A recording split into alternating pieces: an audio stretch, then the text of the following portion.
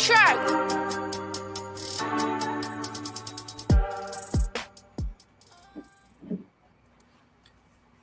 Yo, what's going on? What's going on, everyone? What's going on? It's your boy, Coach Ricks, and the one and only Mike the Legend. And this is Coach's Talk, where we're finally back from a long hiatus and everything. Man, it's glad to be back, man. Hope you guys, man, are happy to be here. Hit the like button, hit the red subscribe button, man. Like the videos, ring the bell so you won't miss any content that we got going forward. Mike, yeah, how's your day going, my man? Oh, like I was telling you in the green room, Coach, I'm feeling a lot better. That's good, man. Like it's good, man. I'm glad to hear that, man. I know that everybody still has your sisters in their prayers and everything, man. I hope everybody is praying for you, man, for a speedy recovery. I know, man, that's hard, man, to lose a sibling that was so close to you and everything, man. So, you know, our prayers still go out to you. Can yes. Can I tell you a funny story about us? Go ahead. When I was probably 3 or 4, when my daddy would come in off the truck, Daddy would usually he usually got home early of the morning, like 2 or 3 o'clock, and he'd sleep. And then the next, you know, when him and Mama would wake up, we'd have breakfast. Him and Mama would go do something together. My sister Cheryl, the one that passed, she'd let them get 30, 45 minutes gone. And she'd look at me and she'd say, "You're adopted and your real name is Orville Shagnasty." Orville Shagnasty. Orville Shagnasty. Yeah. Boy, that's crazy. y'all had y'all little inside and everything, man. So that's probably where I was going on. Yeah, and up until she passed, she called me Orville. Oh man, that's what's up, man. That's what's up. Yeah. Well, anyway, what we got on the book? What we got on the book? I wanted to take a time, man, to address something, man. It's been some people, close people know, but I think I can finally talk about it now and put it out there. The reason why Coach's Talk has been put to the side for a while and then Coach to Coach pretty much formed and things like that. So I can now address it and talk to people about it. There were some emails, man, that were sent to me, some very inappropriate emails about my family and about me, and, you know, some that were threatening, some that was talking about doing this and doing that. So when it comes to me, I don't worry about that stuff, but when it comes to my family and everything, it's a whole different story. So, you know, when they start talking about granddaughters and my wife and daughters and all that kind of stuff and everything, man, you know, then the serious side of me comes out. So I had to let the authorities get involved and had to give them access to my emails, and they had to do all that cyber work and all that kind of stuff. And man, make a long story short, the person was caught, prosecuting right now. So Coach's Talk is back now. So I'm back full throttle with they took the handcuffs off to where now I can go and say and do whatever I want to do. So now Coach Talk will be back. We're getting back to the Thursday conversations and everything. But just some of the emails that were coming in, man, were very inappropriate to put on here. And when it addresses my family and whereabouts and what we're doing away from podcasts, that kind of sent some red flags and everything, man. So I had to deal with that first. So that was the reason why I stopped doing Coach's Talk and started doing Coach to Coach for a while, because they had to monitor Coach's Talk. So that's the real reason and everything why. So now we're going to get on to something more important. Oh, Coach, can we do our other announcement right quick? I'm about to do. I'll let you do it. Oh, I'll let you do it. Okay. Where'd you go? Yeah, Benji, man, that was wild, man. It's the internet. It's the internet. Me and Jason were talking about it, man. And like I said, everybody has their trolls. Everybody has their crazy people that send things out and all that kind of stuff, man. But nobody was harmed. Everything was taken care of and things like that. So we are good to go. So family's good, wife's good, kids are good. Keontae and Alicia, they just got back from Florida, so everybody's good. So can you hear me now, Coach? Yes, I can hear you. Okay. The announcement we have. Hold on. We got to welcome in the show Bishop Frank. What's going on, Bishop? What's going on? And then we got the one and only hard at work, always working, Dwayne Johnson. What's going on, Dwayne? What's going on, fellas? The legend. What's up, legend? What's up, legend? Dwayne? What's up, Bishop? Man, nothing much, man. How you doing? What's going on, Bishop? It's you. So man, I'm just in awe and presence of the brothers that I'm in front of. Mike, before you say it, I want to let this be known. An email came in, man, and they think that this is all a show, that we don't talk offline, that we don't communicate, that we don't text, and little do they know we have our own little text chat to where we all talk. Me, Kyle, Dwayne, TP, Bishop, Mike. We have our, I mean, dude, how many times do we text a day? A lot. Like old ladies in a nursing home. So man, when I tell you that these are my boys, these are my boys. I mean, we talk about life away from the podcast. We talk about families, vacations. Of course, Mike's and his problem with his sister and everything. Bishop, and he was in the hospital. We all talk. We all communicate, man, because we care about one another. When we say we boys, we. Hey, hold on, Coach. Hey, Bishop, I didn't know you was in the hospital, man. Yeah. Man, I didn't even know that, bro. It's all good. It's all good. How's everything going with you, brother? I'm glad to be on this side. That's for sure. Good. Well, that's good, brother. That's good. That's good, brother. Be kicking, then be laying down somewhere. Yeah, there you go. I always say. No.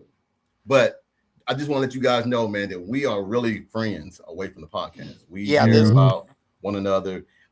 Unfortunate situation where me and TP and Lisa and my wife were supposed to go to a ball game. We couldn't make it. Amy was sick. Then we supposed to go down there, and then I think that something was going on down there. So we're always talking, man. We are actually brothers. We talk like we are brothers, and like I said, so I want the notion to be known that it's not a front. We actually talk. So we do, and it just ain't a friendship, Coach. We're family. We're brothers, a band of brothers. You know. Yeah. Benji, I don't know about him winning the Heisman. For that pass I saw him throw a couple weeks ago, I don't think he's gonna win nothing but the Horseshoe Award or something like that.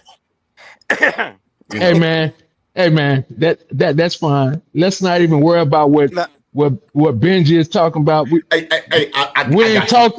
We haven't even talked. We ain't seen each other. We ain't talked to each other. Forget about all that nonsense. That bromance, it's on, bro. We ain't talked to each other in a while. I got one for you, Dwayne. Benji, I'll give him the Heisman. I'll give OU the championship. Yep. You give me the Natty, he can have the Heisman. You can have that all day, every day, everything. So it is what it is. All right. Mike has an announcement. I'll let him make it because it's been something that we've been working on, but I'll let him address that. As y'all know, y'all probably ain't seen Legend due to family things and what have you. Well, also, Big Mike, my normal Mike and Mike Monday with Bishop had to be canceled because Bishop had some things come up. Big Mike had to get a job, blah, blah, blah. So I don't like coming on by myself. I like to have brothers and people. It's more. So me and Coach talked this morning. And starting next Monday, what is it, Coach? No, 2 Mondays. In 2 weeks. In 2 weeks. In 2 weeks, starting at 7:00 Central, 8:00 Eastern. Real time. We're going to have Maniac Monday. Me and Coach Ricks, and I know Bishop will probably be there, Dwayne, and we'll probably have TP on something. So I've already paid up on my StreamYard to get the seats. So it's going to be a great show. Me and Coach are doing this collectively to help out each other's show. Yeah. I got a guy that's overseas that does a lot of my podcast editing, and he is in the works right now of creating us a intro for the new show. He's always got the shirts. He's got hats. He is very excited because he's never done editing for a podcast. He's always done it for a business or for adventures like that. So we're going to try to work this out and make it happen for both shows, for Mike Legends podcast and for this podcast as well. I just felt like, man, I need to get back into the hang of things since football season is coming. So the incident is over already with the online stuff. We're going to get back to me and Bishop. Thursday's conversation is going to be now coach to coach. That's going to be me and Bishop finally getting back to the emails. I can do that now since they released my emails back to me, so we can start reading all the emails that were sent to me. They took away the emails. Well, I had some threatening things to me and the family and everything on my email, so that's why Coach's Talk was put to the side and Coach to Coach was created because they were monitoring Coach Talk for the IP address to the person that was sending threatening for things to me and my family and everything. So that person's been caught and prosecuted and everything. So now they relinquished back my email. So now I'm back and running and up and going. So that was the reason why I didn't do Coach's Talk and everything for that reason. Well, I'm glad that's taken care of because that shouldn't even got to that point. No, I mean it's okay to have disagreements. It's okay to not get. I mean, you can always agree to disagree, but when you take it personal like that, that's something wrong with that. You got problems. Yeah, when you have to bring a man's family into it, and children and grandkids. Yeah, that's personal. That's personal. Well, I mean, look, we all can sit here and have fun, talk about OU and football and make jokes about Texas and all that. But when it's real life kind of stuff, when it's what's going on, team? Well, look there. How y'all doing? Greetings, everybody. What's going on? Everything. We're on. Go ahead. We're on the real time, TP. The real time. 7:43. Real time. 8:43. You crazy. So that was one big announcement is that we're gonna start, me and Mike and Bishop and everything. We're gonna do the Maniac Mondays in 2 weeks. A new podcast that we're gonna start and everything. That's gonna cover anything Oklahoma. Baseball, basketball, football, whatever it is, we're gonna cover that. And everybody's gonna have access. Bishop's gonna have access, I'm gonna have access, and so is Mike. So if one can't make it, the other one can start the show. I don't like missing shows. So now that I've been relinquished of my emails and everything, now we can start getting back to Mondays and Thursdays. And I want to do Saturday mornings again before ball games. Yeah. So hey, that'd be great. Yes, sir. Hey, Coach. I find it not offensive at all. I love when you call me the Wonder Bread. Oh, WB? WB. Wonder Bread. Oh, come on, man. Okay. Also, I got another announcement that we got to make. After weeks and weeks and weeks of working, well, actually months, I finally got my best friend, a special guest to come on next week. So next week, I think next Wednesday, we're gonna have a special guest, ex-NFL star, ex-Florida Gator alumni, Tony George from the New England Patriots. Is gonna be on the show.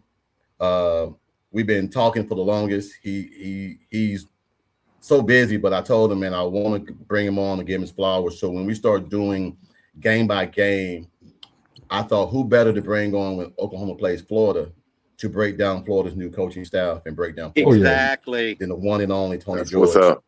So he's going to be on next Wednesday night on the podcast and everything. So we're just trying to, man, move it in the right direction. I think a lot of us, man, have been. I mean, I'm not gonna lie.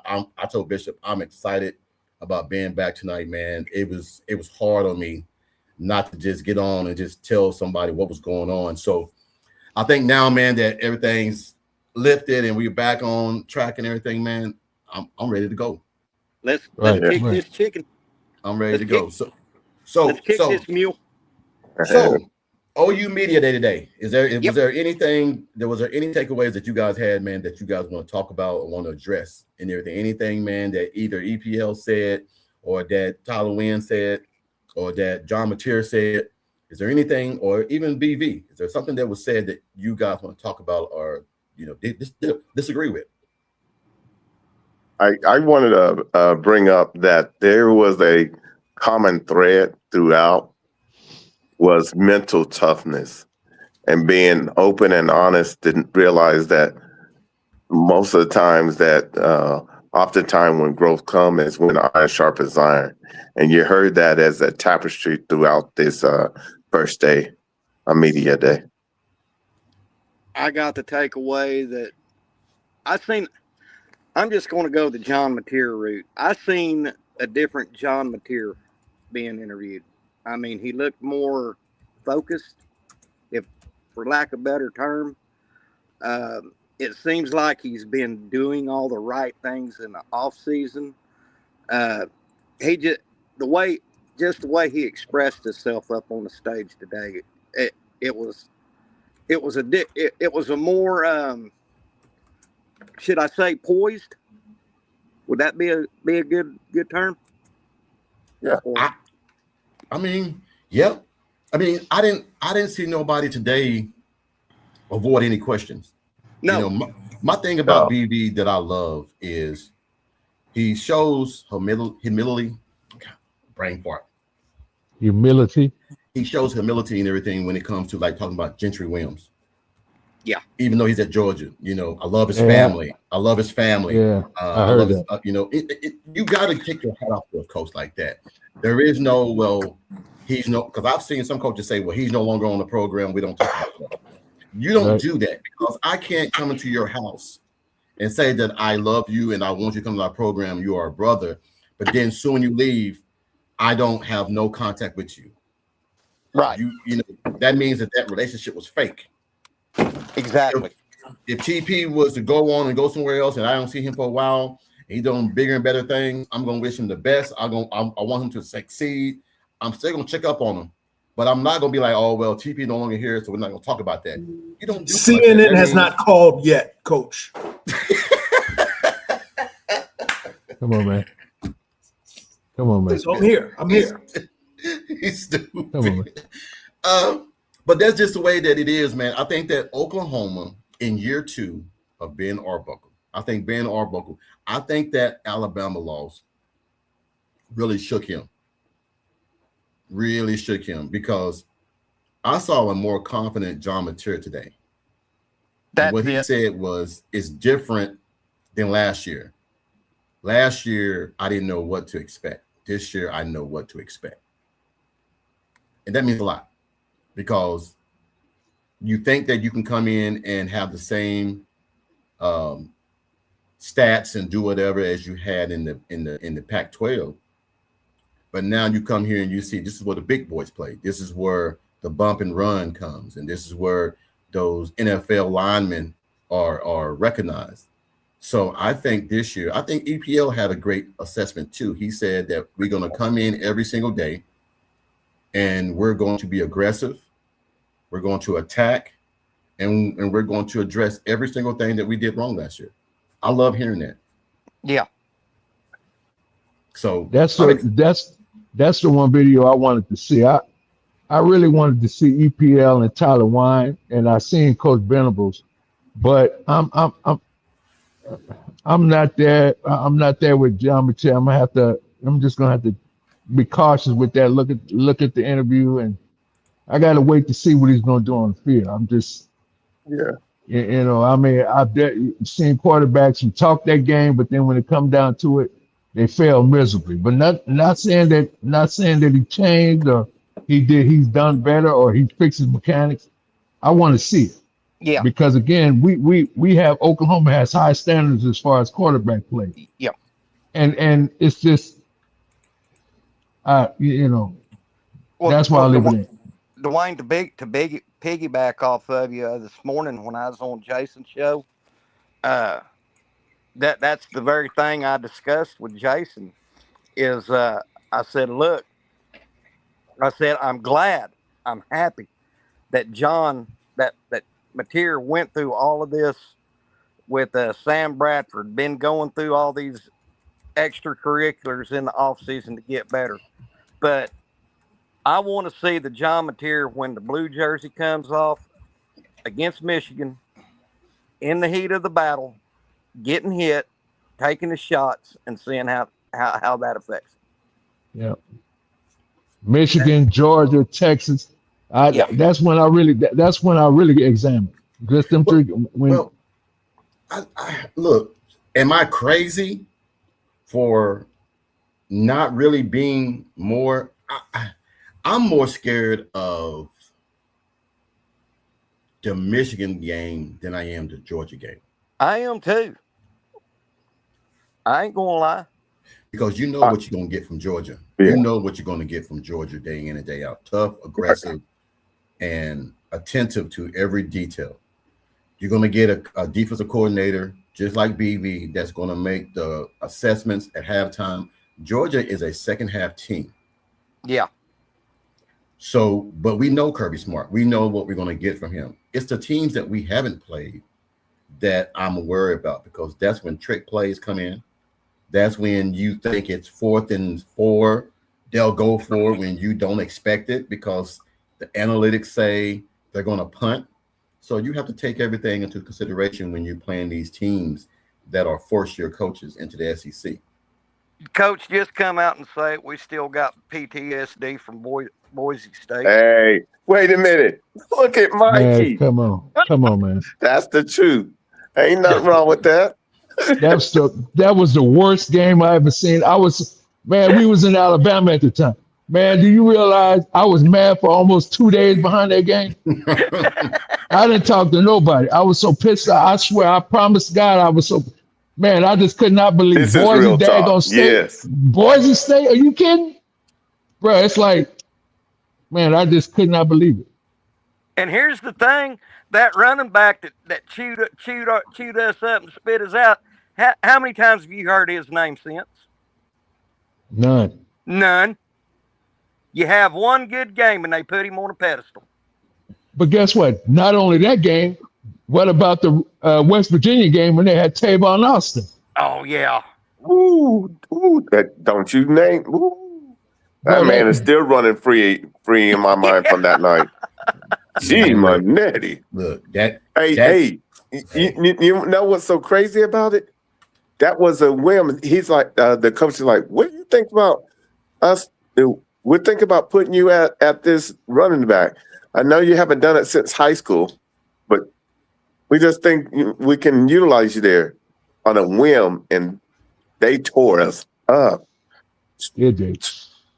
Trayvon Austin was, he was, whew, man. Yeah, he made us look pedestrian. Go watch his high school tape. Hold on. Go watch his high school tape. Man, look. You think his college tape was crazy? His high school tape is a mixtape. Yeah, I know. It's dude. The kid is special. There are some kids that come along every once in a while in high school that are special. Coach, he was a cheat code in high school. Well, you have him. You have guys like Adrian Peterson. You have guys like Derrick Henry. Mm-hmm. You have high school guys that are better. Well, I can't say that because high school is high school, but college is college. But these guys they excelled from high school to college. Yeah. Tavon Austin, man, is actually, swear to God, a cheat code on Madden. Yeah. A cheat code. I don't know what, man, that kid is special. And I don't know what they did, but can you imagine him going somewhere else other than West Virginia? Good Lord. Can you imagine him going somewhere like Florida? And him and being aside Percy Harvin? Oh, man. Can you imagine that? That would have been a better combo than Reggie Bush and Lindell White. Or how about this? Having Tavon Austin on one side, having Malcolm Kelly on the other side. Oh my God! Because to me, I think Malcolm Kelly, besides Sterling Sharp, besides Mark Clayton, I think that to me, the best wide receiver to me, I think, is Malcolm Kelly. Oh, bar none. Now, if y'all disagree, we can chop it up and talk about it. No. I think Mark Clayton is but Malcolm Kelly, man, was a 6'4", 220-pound nightmare. Yep. Yeah. You throw him the ball anywhere, he's catching it. So yeah. But I don't know, man. The media day was good, man. I think John Mateers addressed some things, but Benji, I don't think Oklahoma's going to lose the Georgia game. Yeah, I really don't, man. Because can you think about this? When was the last time, honestly, Georgia was ever punched in the mouth? They always do the punching. Yeah, that's what I was gonna say. They always do the punching, but this last playoffs. Ole Miss, they really punched them and made them like the taste of blood. I mean, they dismantled Alabama, and Alabama returned the favor. But I just think Oklahoma is a little bit different this year, man. I mean, I can't put my finger on it, and I'm not gonna try to blow smoke up people's butt. I just think that there's a little different sense of urgency. No one is, honest to God, talking about Oklahoma right now. Nobody. Yeah, they're saying we're 8-6 and all this other nonsense. Yeah, but it really doesn't matter at this point. I wouldn't care. You know, guys, at the end of the day, you're looking at probably 5 of the biggest OU Sooner fans on a panel assembled. And we all know what happens when you don't talk about Oklahoma. We've seen it time and time again. Dwayne, me and you probably, and TP probably go the furthest back. When we would fall off of everybody's radar, what happened? We kicked ass. Mm-hmm. A prime example, the Sugar Bowl against Alabama. Trevor Knight's only good game. Our own radio media in Oklahoma City didn't give Oklahoma a Chinaman's chance in hell of winning that game. What happened? They won it. Last year, nobody, even though we went one game in the playoffs, nobody expected us to make it that far. We made it. So, guys, we've been in this battle before, and I ain't worried.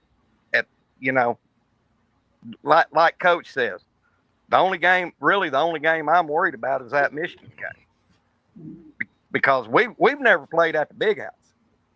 Right. That's a different environment. That is a much different environment.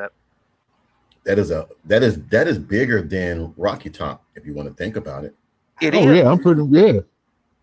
And that place, yes, yeah, but we can hear you. And that place was a nightmare. Is Michigan Stadium the biggest college stadium? I think so. Who's got the computer handy to look that up? Let me see. I think it is. 108, I think 110. They have more than that. Yeah, because it's between them and Ohio State. What about A&M? Nope. Hold on. The biggest stadium, I'll take that back. Yep. Michigan Stadium is the largest college football stadium in the United States. It holds 107,000. Wow. There you go. Beaver Stadium, Penn State, is next, 106,000. Ohio State is third with 102,000. Kyle Field in Texas A&M is 102. Tiger Stadium, LSU, is 102. Okay.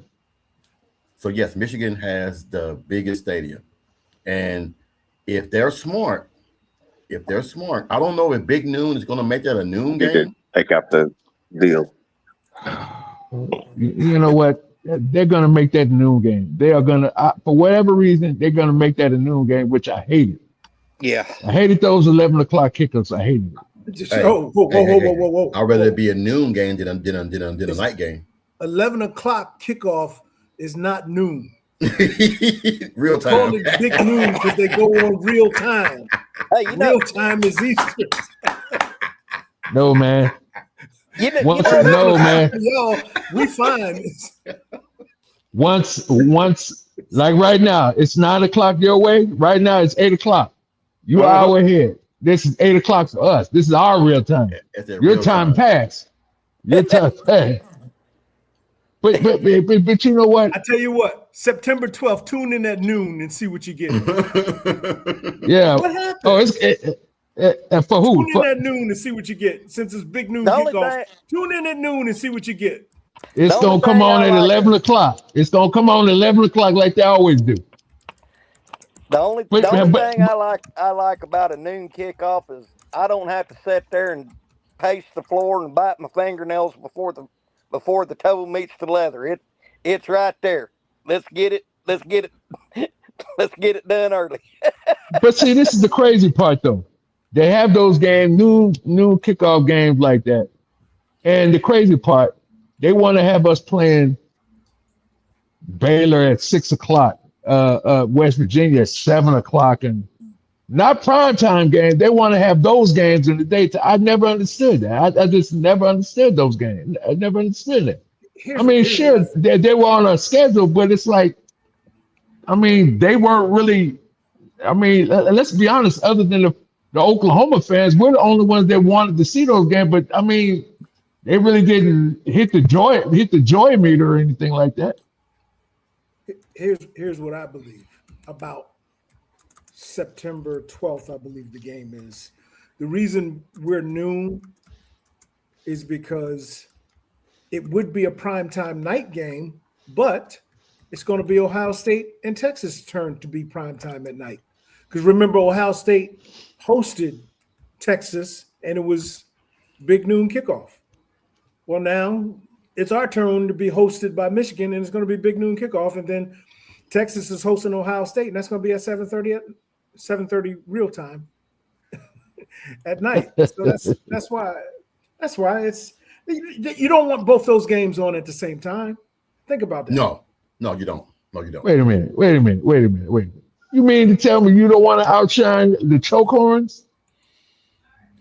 I've learned, man, not to even worry about Texas. Listen, a fan that's not an Oklahoma fan or any other big SEC fan, they might want to be able to focus in on one game, possibly. Right. That's what I'm thinking. Well, check this out, TP. Growing up, dealing with it, again, we have this saying, when Oklahoma State playing other people, we don't root for them. We don't root for Texas.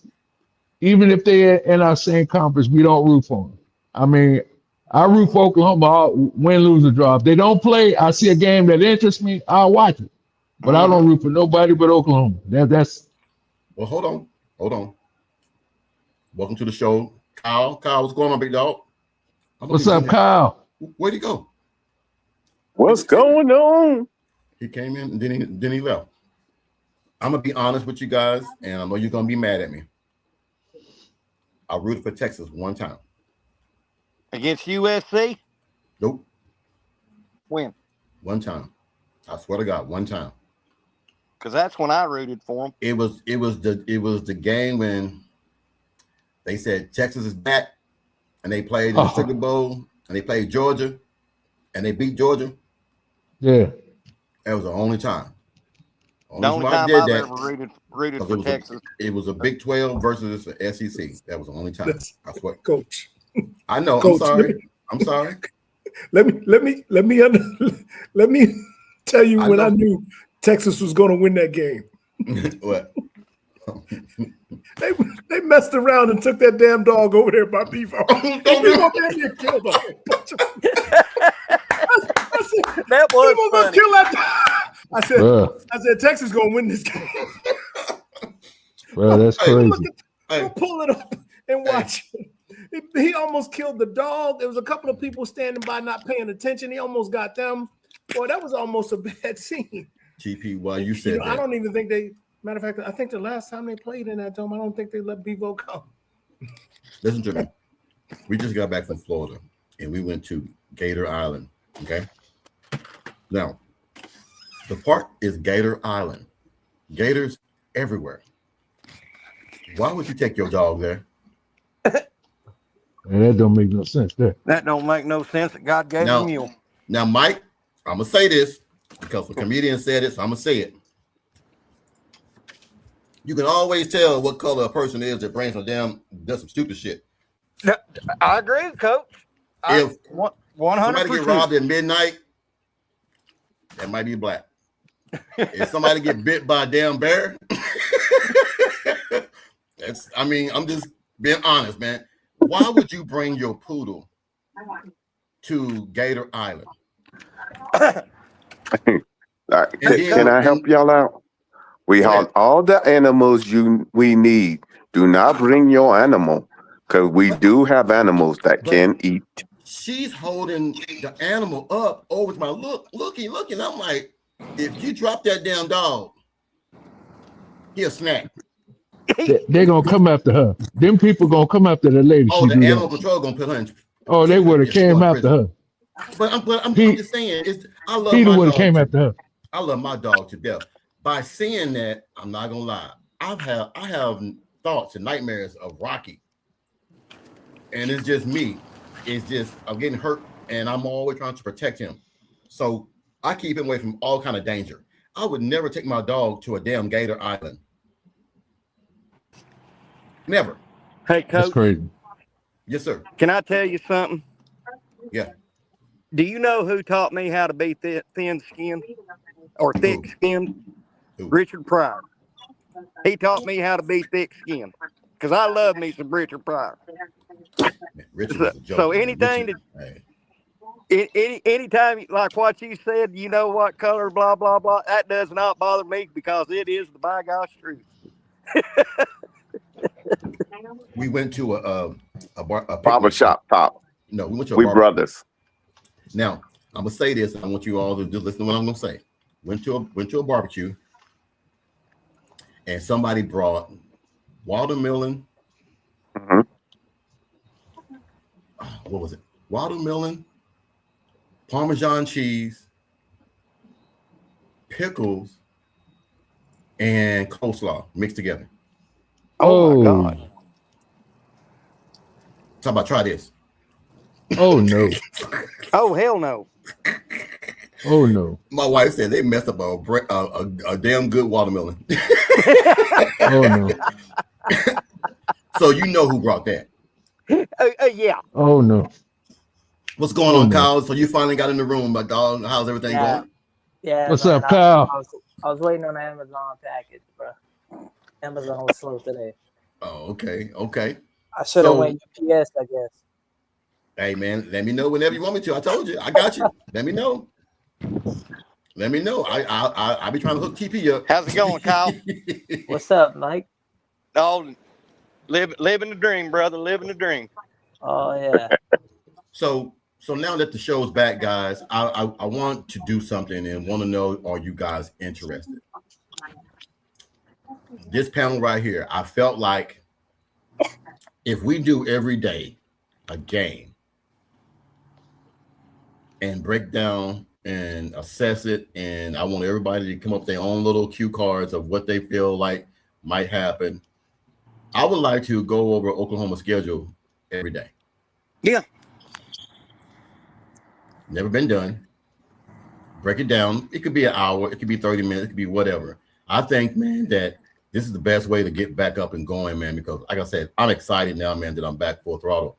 I want to address some games because I think Michigan is more of a threat than any other games on there, man. Is because 107,000 people. Yeah. And it's going to be packed. It's going to be packed for that damn game. Well, right. Well, Coach, look, when Michigan ain't playing good, they still pack the big house. It's a blue blood. Yeah, it's a blue blood. Matter of fact, they say it's one of the top blue bloods. That wouldn't surprise me, Coach. According to who? According to who, Coach? According to who? What do you think? What do y'all guys think? Michigan has the most wins out of all college football programs. Yeah, but once you get past 1800s, I mean, you kind of can't count that. Yeah. Well, I mean, you can't really take it away. You can't take it away, though. You can't because they play. You can't penalize them. Yeah, you can't really penalize them. I mean, leather helmets is the same as them steel helmets, metal helmets. It's the same damn thing. I mean, you just get this hit harder. Hey, look, I'm looking over this schedule, man, and I'm being honest, man. I think it's always going to be Texas. Texas is going to always be a tough game. You can just throw that record book out the window. I don't care. Yeah. I don't care. That game is like Florida and Georgia, the cocktail party. That game is always tight. I just think that Oklahoma, man, is bringing back so much. And they had the worst offense they've ever had. And shit, the past 20 years. Still went 10-2. And still went 10-2. With a tougher schedule. Yeah. I Coach and brothers, the truth of the matter is it's in our hand. We have a great nucleus coming back. On top of that, we have too much to prove, and we ended off with a bad taste in our mouth of letting we was up 17-0 and let somebody overtake us and not make adjustment at halftime. It's too much to prove this year. And understand, last year, nobody gave us a chance. So now everybody knows what we bring to the table. They sure enough going to be prepared. So it's up on us to go one game at a time. And it kind of reminds me of that Georgia game. Yeah, well, it's the exact same situation. That's why we were up 17-0. The only thing that didn't happen was we didn't onside kick it at the start of the half. Yeah. I mean, what? You know what? I was thinking, what the hell are you doing? Well, which I guess everybody could compare the onside kick to the pick six in this game, I guess. But it was just, hey man, look, that game is a learning. That game right there hurts more than getting blowed out. Yeah, because I mean, you had it. You had it. You had the whole country believing you were a national championship team when you were up 17-0.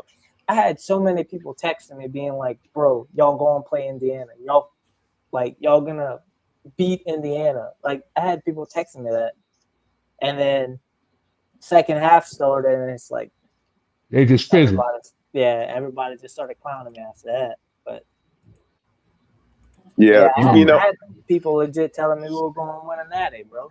Like, well, you know what? The truth of the matter is, with the type of season we had, we were fortunate that it didn't get worse. But the bottom line is, what I'm really was disappointed is halftime adjustments.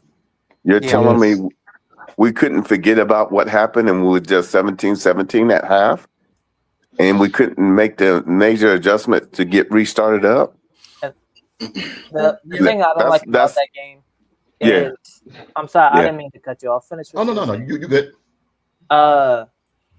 Everybody was putting in on Mateer that game. Well, most people were. The thing is, Mateer threw one pick six. Yeah, he shouldn't have thrown it, but he was playing lights out before that and a little bit after that. The defense can't. I mean, I know Mateer is responsible for one of those scores, but there's two more touchdowns they made. So it's like nobody's saying it. I mean, I know the defense bailed us out a lot during the year, but they weren't really up to par that game. I mean, it was a damn shootout once they caught up, and we just couldn't outlast them. Well, you're right, Kyle. I agree with you with that, but with all due respect, the defense can't do everything if the offense is not doing the job. Right. Yeah. The defense can't. I mean, I understand that we're tired, woe down, but man, we have to make better decisions. We just can't just depend just because the offense go 3 and out all the time. We can't expect the defense. Bro, these dudes are tired. Hell, after you whatever they go through, doing their training, practice or whatever they go through, man. After all that time, you tired, man. You can't just keep constantly going up, getting up. We need some help. And I'm not making excuses for anybody, but I mean, at the end of the day, they need help, man. They need help.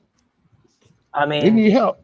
It's hard. It's kind of tough to say it, which I mean, it's easy to talk about now, but you think the defense was conditioned like that all year because that's how they were winning games. Offense can't do nothing, so the defense got to go do something. That's how we Exactly. were winning games. So I mean, you think they would have been conditioned to do that because they did it versus this team in their own stadium that same year, the same exact team. So it's like you knew what you were getting into, but I think they just kind of, I don't know, bro. It's hard to explain what happened because that's Can I help you out, my brother Kyle? You know Yeah. what? When I went back and I regraded it, you know what happened is that we allowed them to run a lot more than we was used to, which allowed for the tight end cross to open up. And then once they did that, we could never gain our footing, and we came out of our defense. So we were the first to flinch. yeah. Right. Well, That that tight end makes was sense. killing us the first game too. We just bowed up after a while. Yeah. Can I read you guys something whenever y'all get through? I'm gonna Go read you ahead. guys something. I got one more thing to say about Yes, that sir. game. Go ahead. I think I really have. I'm 75% sure the Mafia paid off Grayson Miller that game. Because that point, I don't understand that. I could watch it 50 times. I do not understand how he dropped that ball just randomly. Who? You punt the ball probably 100 times a The week. punter. Okay. Yeah, The punter. and he just drops it. No, nobody around him just lets it fall. So my assessment. Don't do it. Don't do it, TP. Don't do it. Don't do it, TP. I know we don't do it. There's no conspiracy, TP. None. Yeah, right. I think the Mafia paid him off. My I lie. assessment. I'm obviously joking, but it's still crazy. I still don't understand what happened there. Go ahead, TP. Go ahead, TP. It's my brother. I got your back. My Do your assessment thing. is real simple. What we did to them in the first game, they flipped it and did to us. We had the interception return for a touchdown. Well, guess what? They got that. The Williams fumbled a punt deep in their end. Guess what? Our punter dropped the ball. That's a fumble deep in our end. So they flipped it, and then they wanted it more than we wanted it. Very simple, and they won the game. Basically. So, And when you see the things that they did in the first game, we profited off of it and we won. You see the things that we did, they profited off it and they won. That's what you're supposed to do. Real simple. Yep. And the way you say it, man, the stitches are broken up. I gotta get re-stitched up. I just tell the straight truth. And you telling the truth. I'm being facetious, but you're telling the truth. No. Bishop, you better stop playing like that yet. Check this out, guys. Check this out. You know why? This year, because I'm gonna be honest with you guys. When y'all looked at what CBS and ESPN came out with the 20 top strength of schedules, all 16 teams of the Southeastern Conference made it. Only 4 other teams from other conferences. Yep. Everyone in the Southeastern Conference scheduling was this strength. Wow. So now that we went to 9 games. Listen, they said Arkansas has the strongest. They're number 1. Guess who's number 2? Oklahoma. Yep. I'm not surprised. Well, check this out, guys. Georgia, Texas, back-to-back is going to be, which we get a bye, but. In two career games against Alabama. Only time playing it. John McTeer threw for 445 yards, 2 touchdowns, 1 interception with a 129.7 quarterback rating, with also adding 30 rushing yards and 2 touchdowns.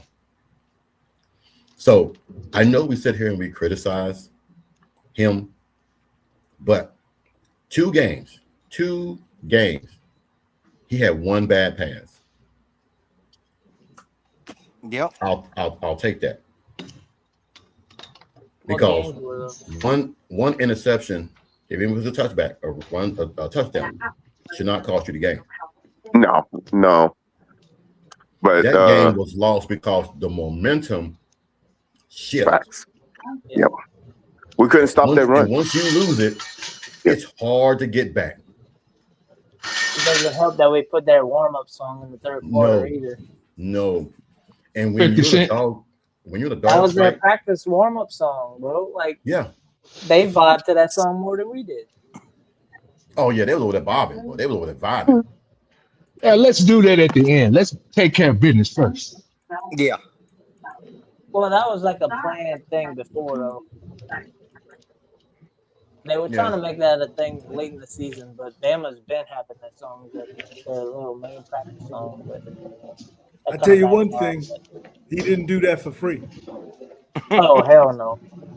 Oh, he got paid. He got a song saying I get money, bro. You think he did that for free? No, he got paid to come to a ball game. Oh yeah, you got to pay him. I'm telling you right now, 50 don't get out of his car to go nowhere for under 100,000. Nowhere. And I would love to find out how much they paid him. Too much because we lost. Huh? I said too much because we lost. Yeah. But you know what though? It was actually a blessing in disguise, the reality, because we've been saying the entire season, but we couldn't stop and fix it. We just had to go with what we had. But now that we have gone through that season, the questions to the answers have been made, and so I'm so glad that BV and the staff made the necessary changes, because I think we're better suited to be able to establish a more united front than ever before this season. Yeah. And to be honest, I'm gonna just be real. I don't think we beat Indiana last year. Like, I don't know. Say that again. I don't know. Man, Every team's different. I don't know. Every team's yeah, different. we're never gonna know. But I'm just saying, No, like never. the way they steamrolled everybody in the playoffs, besides the national championship, like this is why Texas. This is why Alabama lost to Indiana. I watched that game, and this is what happened. You can't pretend to be physical, and then you get punched in the mouth, and now it's all he gee because ain't no damn way in hell you're gonna whoop me, and then after the ball game I'm over there laughing, taking pictures with you, laughing and giggling. I'm pissed. Yeah. They over there laughing and giggling, taking pictures and selfies, and I'm like, what in the hell is going on? Yeah, Indiana bullied them. Indiana bullied them. Bullied, dude. Look, like the game was over by halftime. What up, Sarge Shooter? I'm not an Alabama fan, but I know Alabama fans were pissed. They got punked by a basketball team. Yeah. A basketball program. I'm sorry. Basketball Oregon got the same treatment.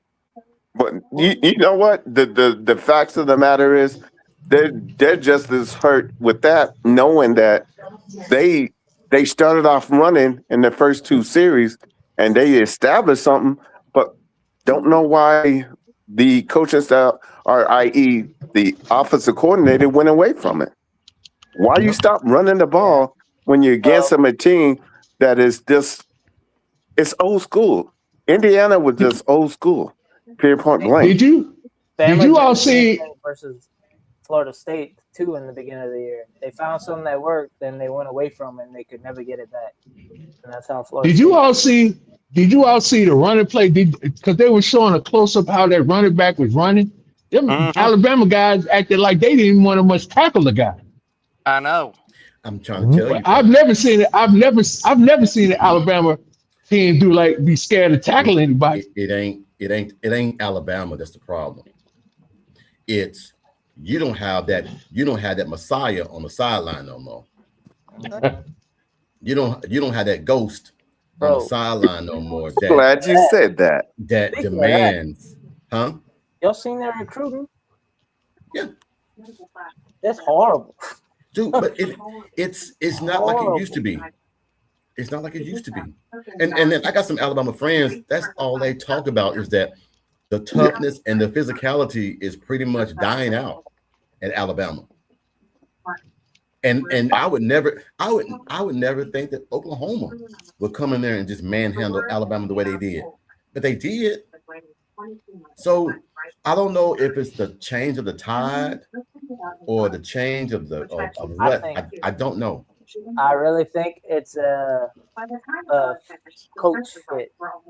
I see a lot of similarities of what, like, just from seeing Brian Kelly with LSU. I see a lot of similarities with DeBoer and Alabama. They just don't go together. It don't work. And DeBoer's trying so hard to make it fit, and it's getting worse and worse. Because I heard rumors that they're going with alternate jerseys in like some point in the year. You know how many Bama fans like you're gonna piss off? Like we go with alternate jerseys, I know that, but I mean Bama's never done that. No. Trust me, guys. Trust me. Alabama gonna be fine, and they're gonna kick some ass this year. Trust me. Trust me on that.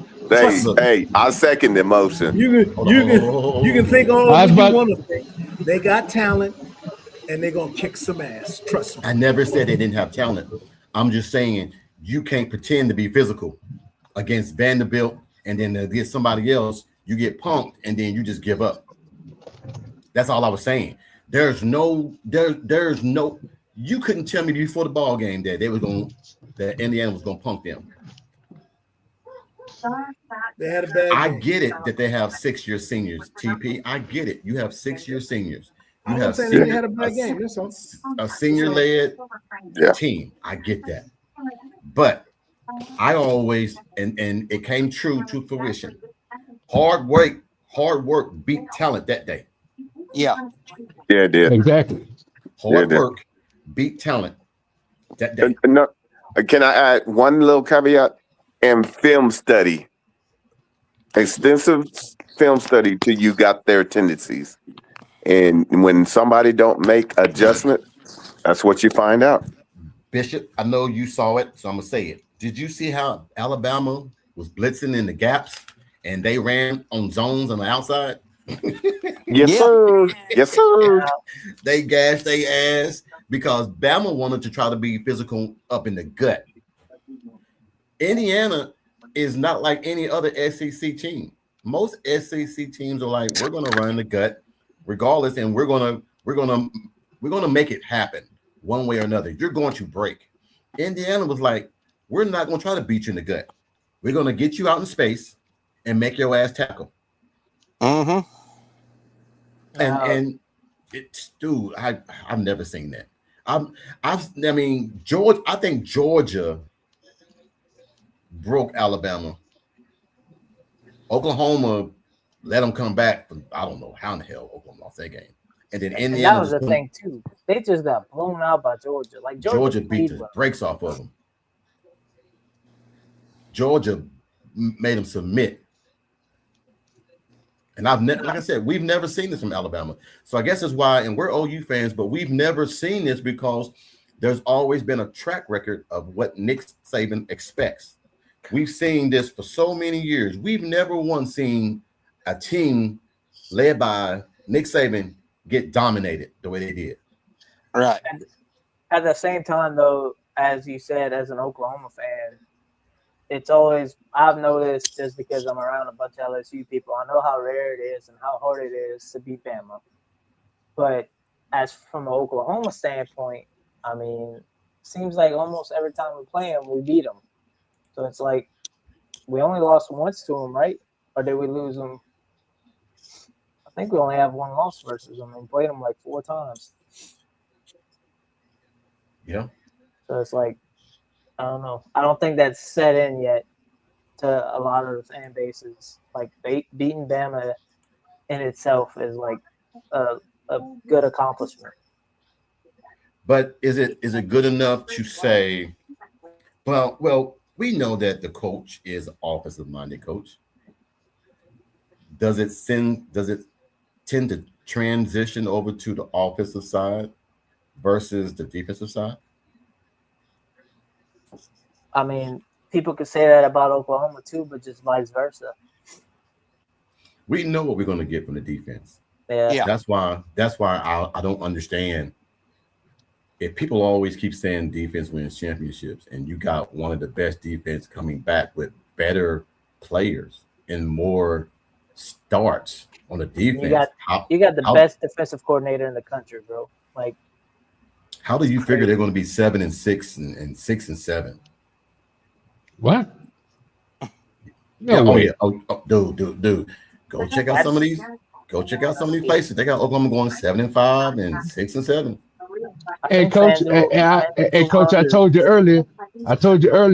Some guy who be trolling on Facebook. That's what he loves trolling Oklahoma. I mean, it's like he gets up out of his bed just to put some. I mean, it'd be so fun. Facebook shit. I mean, it's just funny. I'll say this, and coach and brothers, I'm gonna tell you like I tell everybody. The bottom line is, we'll be their Huckleberry. This is no year to slouch away. Understand, we have a lot coming back, and it's up on our offensive staff and our quarterback to just manage the game. Don't try to be Superman. Just play within the confines of the system and trust the running game and pass off of that. If you do that, you can have a very special year, but you got to trust the process, and you got to be okay that you're going to be in some games that's going to be, nip and tuck. But that's the Southeastern Conference. Yep. I think our old line's going to help out a lot more with that too. They added some big pieces on the old line. They added an old offensive lineman. I forget if he was a tackle or a guard from Georgia Tech. They're, I think, the number 2 run offense last year in the ACC. And then we also added a starting guard from Arkansas. They were the number 1 rushing team. I think the number 1 rushing team or the number 2 rushing team right behind Mizzou in the SEC. So, I mean, it's really obvious they want to try to get the run game better. So if they don't, it would be really disappointing. And that itself is going to help out Mateer a lot because I watched that video TP shared in the group chat earlier with I forgot his name, the film guy. And he was mentioning how he always keeps saying Mateer had scar tissue, and what he meant by that is he was so used to having the kind of how Jackson Arnold was the year before. He was so used to like making one read and then running out the pocket, which as the season progressed, O-line got better, but he was still in that mindset of I got to get out. That's where you saw I call him the bunny hop. Because he was just like if you see the game with Bama and all that, he was just bunny hopping the whole time. Like he was just kind of just waiting to get out the pocket. And I think this year that's going to be a lot better. Keith said, Grubb's an idiot. Look, man. Hey, that's my family. What's going on? They gonna tell it like a TI is. Well, I mean, but it's. Dude, I'm a student of the game. I love football. I don't care who plays. I'll find enjoyment in it some way, somehow. I will assess some of the X's and O's. I'll look for something that nobody else looks at. Me and Bishop sometimes we look at footage and we both see something completely different because it's all what you have been accustomed to looking for. Uh-huh. When I look at Alabama, great talent. They got a West Coast coach that believes that system will work in the SEC. The SEC is one of those I formation, 12 personnel.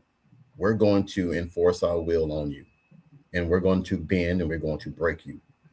Well, when a team doesn't bend and break, now you have to figure out what else can you do. There is no plan B because the West Coast system doesn't work. So now you have to game plan and try to do gimmick plays in order to move the ball. That's not Alabama. And I think that with LSU getting, LSU is going to be a problem for some people. I know Lane's going to get it, it's going to be a little bit. It'll be about 3 or 4 games in the SEC schedule before he really starts to make things happen. But I think pressure is the greatest motivator to some people.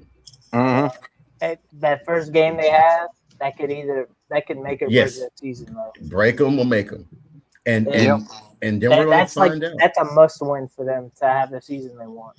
Well, whenever you start saying must win, Kyle, those are the games that when you get into a dogfight, you got to figure out how we're going to pull this shit out. No, Coach. Let me say this, Coach. Kyle knows this down here. If they put it on their plate that they're gonna win it all and do whatever the case may be or whatever, they're expecting this man to win. No, it don't matter who they play. They expect him to. They expect.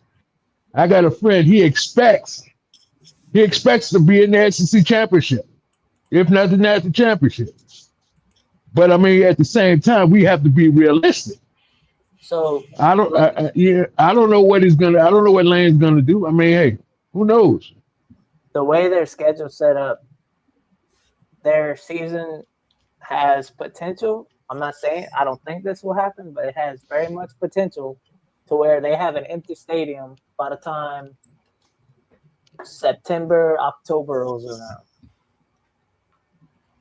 Now, I don't think that's going to happen, but their schedule is very front loaded, and then like the last, I say like 3 out of 4 last games is very like their middle schedule is in, but the first 3 or 4 games and the last 3 or 4 games, it's pretty brutal from an LSU standpoint, because they have a lot of big games that teams give them a hard time.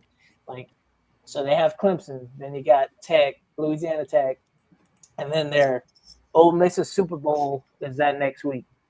That's going to be a huge game. Ooh, that's a great assessment. So, I mean,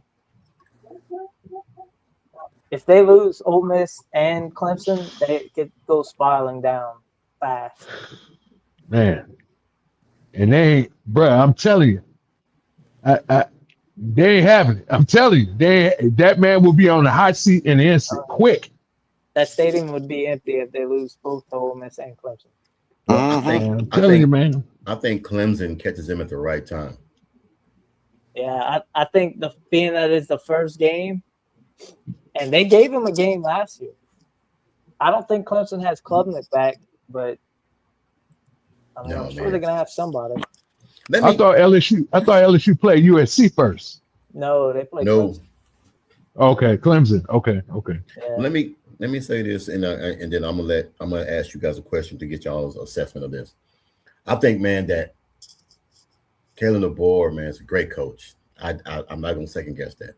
Great coach, great offensive mind. But I think that Alabama fans are finally seeing what Oklahoma fans went through.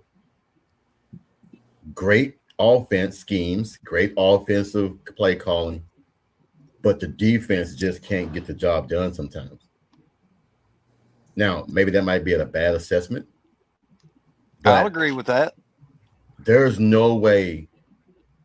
The first game that Alabama plays has to be, from what my friend said. He's an Alabama alum. He said, we have to see how they respond from that ass whooping they took. Their first game, we have to see how they respond. It ain't gonna be hard with who they play. Yes. First 2 teams they play. But that's what he said. We have to see that Indiana game wasn't that it was a fluke. Now, if they get out there and get manhandled again, Kellen DeBoer might be in trouble. Yeah, because that's one thing. That's one thing that Alabama fans are not going to tolerate. We don't mind you getting beat, but you're not going to get dominated. Coach, I don't know, Coach. That was kind of hard to deny. I mean, they put a whipping on the boys. I mean, but I think it might. So Bama might be better off this year because I think DeBoer was with Penix, right? He was at Washington with Penix. Yep.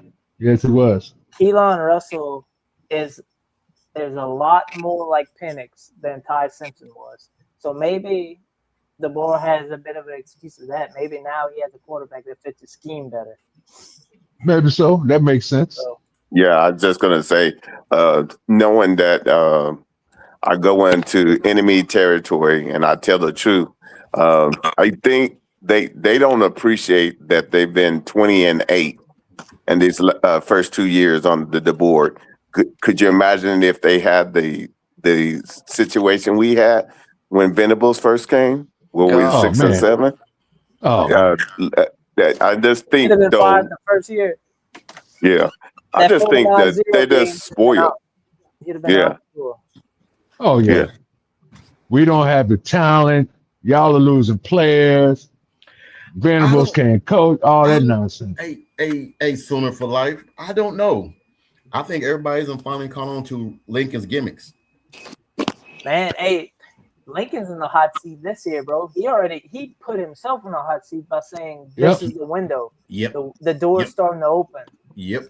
That messed him up right there. Because if he doesn't make a playoff this year, I could see they might not fire him the year, but he just gave himself a time limit, pretty much.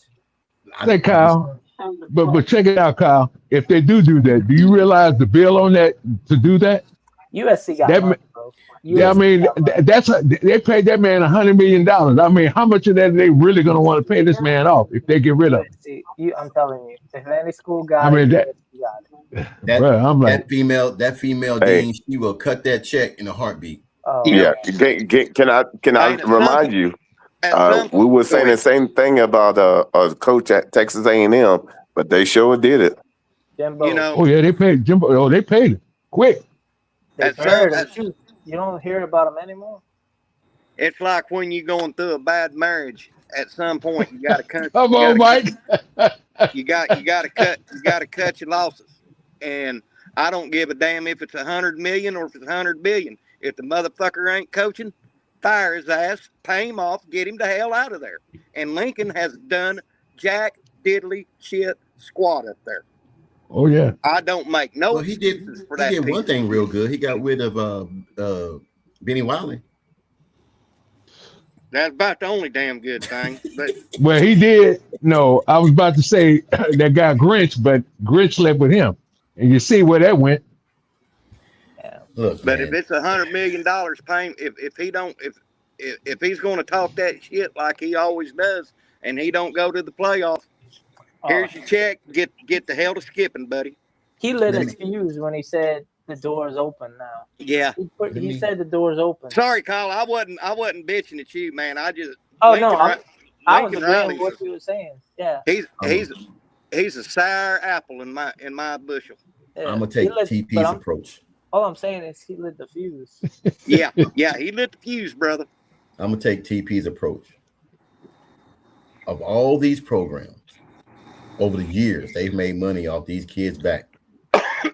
You don't think they got billions and billions and billions of dollars to pay a coach to get his ass gone? Oh yeah. So let's just say it like this: Jimbo can't talk about football for another 2 more years. Nope.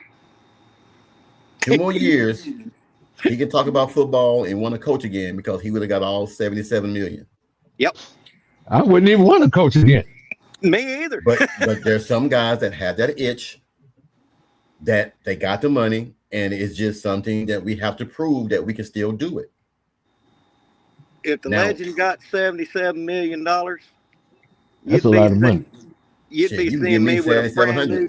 You'd be seeing me with a brand new Dodge Diesel, the biggest Ranger bass boat you could ever buy, and I'd be fishing all over the United States. Dude, you just give me 77,000, I'll be good. But another thing, like you said, Coach, those guys, some of those guys still have that itch. Yeah, I was surprised Orgeron at LSU. He came back to coach because they ran the piss out of him. No, he came back to help recruit. Yeah. Okay. That's it. Which Orgeron's situation, that was he was going whether he won games or not. Yes. That was the whole scandal thing. Mm-hmm. Yeah. So he could have won 8-9 games. They would still let him go. Yeah. I'm not gonna say what happened, but it was a big Oh, scandal. So, I heard about it. I heard about it. so they couldn't keep him. I'm surprised Kiffin hired him back. To be honest, That's my point. Kiffin's kind of in that same boat too. Kiffin's wilding like that too. So Yeah. Really? Wow. well, I'm not saying he's doing it, but I mean he has that vibe to him. He likes Well, to you do know a lot what? of yoga. You know what? I always thought he fit better down here than he did at Ole Miss. Oh, It's just, he I definitely mean, does. his mannerisms fits down here more than he did at Ole Miss. That's I've what I'm always said saying. that. That's what I'm saying. His culture, Lane fits LSU's culture to a T. That's Yep. the best coach LSU could have right now because they need a culture boost. And he's a good play caller. Like, say what you want, and he obviously developed quarterbacks because he's taking an FCS quarterback and making him a Heisman frontrunner this year. I don't care. I don't care. Ole Miss didn't do that. Lane Kiffin did that. So I mean, everybody could talk all they want about it. I'm sounding like LSU homer right now, but I'm just speaking. I'm just being honest. Lane Kiffin. You speaking facts, man. I mean, Speaking facts. Spit them, Kyle. Spit them facts, brother. I hate talking about him like that because all my buddies always talk shit on OU, and I'm always praising LSU. But I mean, I love this. I love this right here. Lane Kiffin. Lane will realize that leaving Mississippi was a huge mistake. He could have retired there. You know what? Because the expectations at Ole Miss is not the same expectation at LSU. That's right. LSU can put some years on your life quick. but Stress, worry. I think Lane's just tired of like not having a natty because you can't. I don't care what you do, you can't win a natty at Mississippi. Nope. Last year was their best shot. Mm-hmm. If Lane gets fired, he will find another job. Oh yeah, and he will get Of paid. course. Highly. So he in a win-win situation. So don't even worry about what he got going on in his life. the thing about He's him in a not win-win. getting, the thing about him not leaving because he would have never got fired. If that was the case, he would have stayed at Florida Atlantic. Yeah. He wasn't getting fired at Florida Atlantic. I don't Nope. care. No. So I mean, He wasn't Man could getting have paid losing as season. much at Florida Atlantic.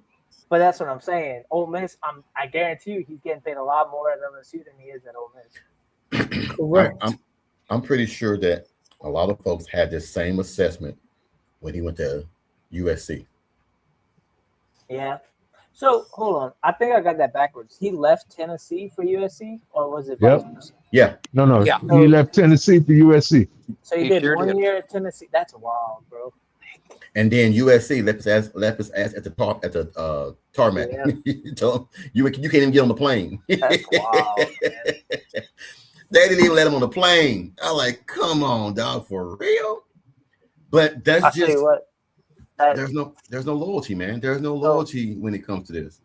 No, there's not. So LSU plays at Coach, Tennessee there this is year. no That's gonna be loyalty in another- capitalism. Do you understand that? Yes, There is sir. no loyalty in capitalism. Oh, no. Come on, TP. We clear on that. So stop Hey. looking for loyalty in a capitalistic society. Stop. Just write the check, huh, TP? Write the check. Well, Lincoln didn't get rid of Grinch. He had to because Grinch was his scapegoat. Yeah. Yep. All day long. But even when it was at Oklahoma, Grinch, man, look, that Speed D was a sham.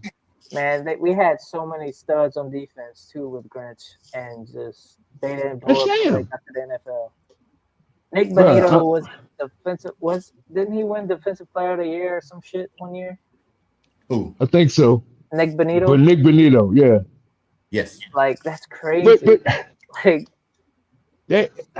but it's like this, man. Them dudes would be, man. I seen one game. This man was sitting up there watching these people get burnt, turning his back on them. Who does that in the middle of a game? Who does that? Come on, man. Well, we talk about that, man, because everything that USC is going through right now, OU fans saw it firsthand. Had a front row seat to it. Oh, we're close. Oh, we're close. Oh, we're close.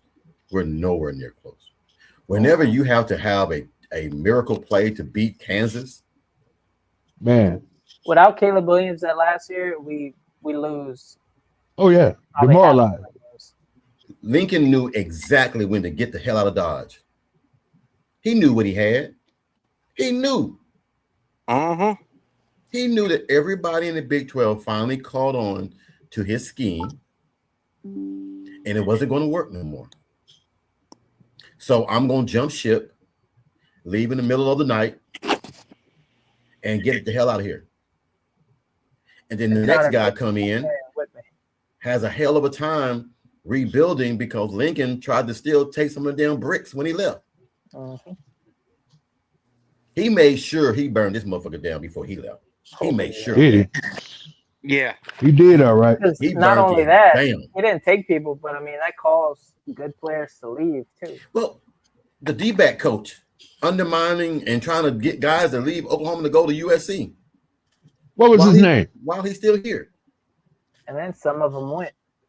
I can't remember his name. Oh God, what's his He name? was, I think he was another type of defensive. He was another type of coach, but he was D-back coach. a D-back coach, but he was something else. And he was getting players, but it was like, man, this guy trying to sell you snake oil or something. Yeah, snake oil salesman. I don't like that, man. Like I said, just being a coach, man, and knowing how hard it is, it just makes it hard, man, when the guy leaves and he doesn't. My whole thing is as a coach, leave it better than how I got it. Yeah, I could say this. So Lincoln Riley's culture fit, or whatever you want to say, didn't seem as bad because we were winning all these games. But then you realize as soon as we started losing, the whole team starts crumbling. With BV, I feel like the culture is a lot more solid because we've seen it to where whenever we lose games and stuff doesn't go our way, the team isn't fighting each other or like arguing, or you have healthy position battles. It's not, oh, well, fuck this guy, I'm going to sit in the bench and not support him. With that's a Lincoln good Riley, point. I was going all over the place. With BV, Yeah. I see that. That's why I like BV more than Lincoln Riley. Because Now I noticed that a couple of times. Some of them dudes be mad, then they wouldn't. I mean, that's why. Who was that? Couple of the running back. No, somebody left behind that nonsense. But I mean, there was a man. There's like a lot of people left behind that foolishness. Yeah. A lot of guys. You don't really see that with Brent Venables. That's the main reason. Like that, I realized that like 2 or 3 years ago, or 2 years ago, with BV about the culture. That's why I really started locking in with BV. Can you imagine Bernard Winfrey with DB? Can you imagine that? Kenneth Murray with BV would be a dog. Dude. What? Bro, how big he was? I'm looking at this thing right now, with David Stone. This might be the first time Oklahoma has a defensive line go first round, besides Gerald McCoy. Yeah, I think you can run 3 technique with David Stone, and it'd still be a 4-man rush. That's how big he is. Like, man, yeah, he make a 3 technique look like a 4-man rush. But when you have him, James yeah, there you go, daughters Jean. Hey, imagine Winfrey playing under BB. Man, come on, dog. Carry on, Winfrey. Him, Nick Benito, and all those. What? Can you remember? Oh my gosh! Shit, man. That would have been a solid more than solid defense. But God, this is what stresses me out about this year. I'm gonna be honest. Okay, I'm gonna cut through all the red tape and everything. I'm gonna say this, and this is just from a film study guy. Nothing else. If you think Oklahoma's gonna go 6-7 or 7-5, you need to slap shit out of yourself. That's right. No, FanDuel over under right now is 7.5. That's crazy. I smashed that thing. Because look at this. I'm looking at it. Michigan, yes, tough place to play, but new coaching staff, all new players. It's gonna take time. Now, if they caught Oklahoma week 9, maybe week 2 with this defense coming back and what they did last year with a mediocre offense. Come on, dog. Come on, man. I see worst case scenario 8 games. Worst case scenario.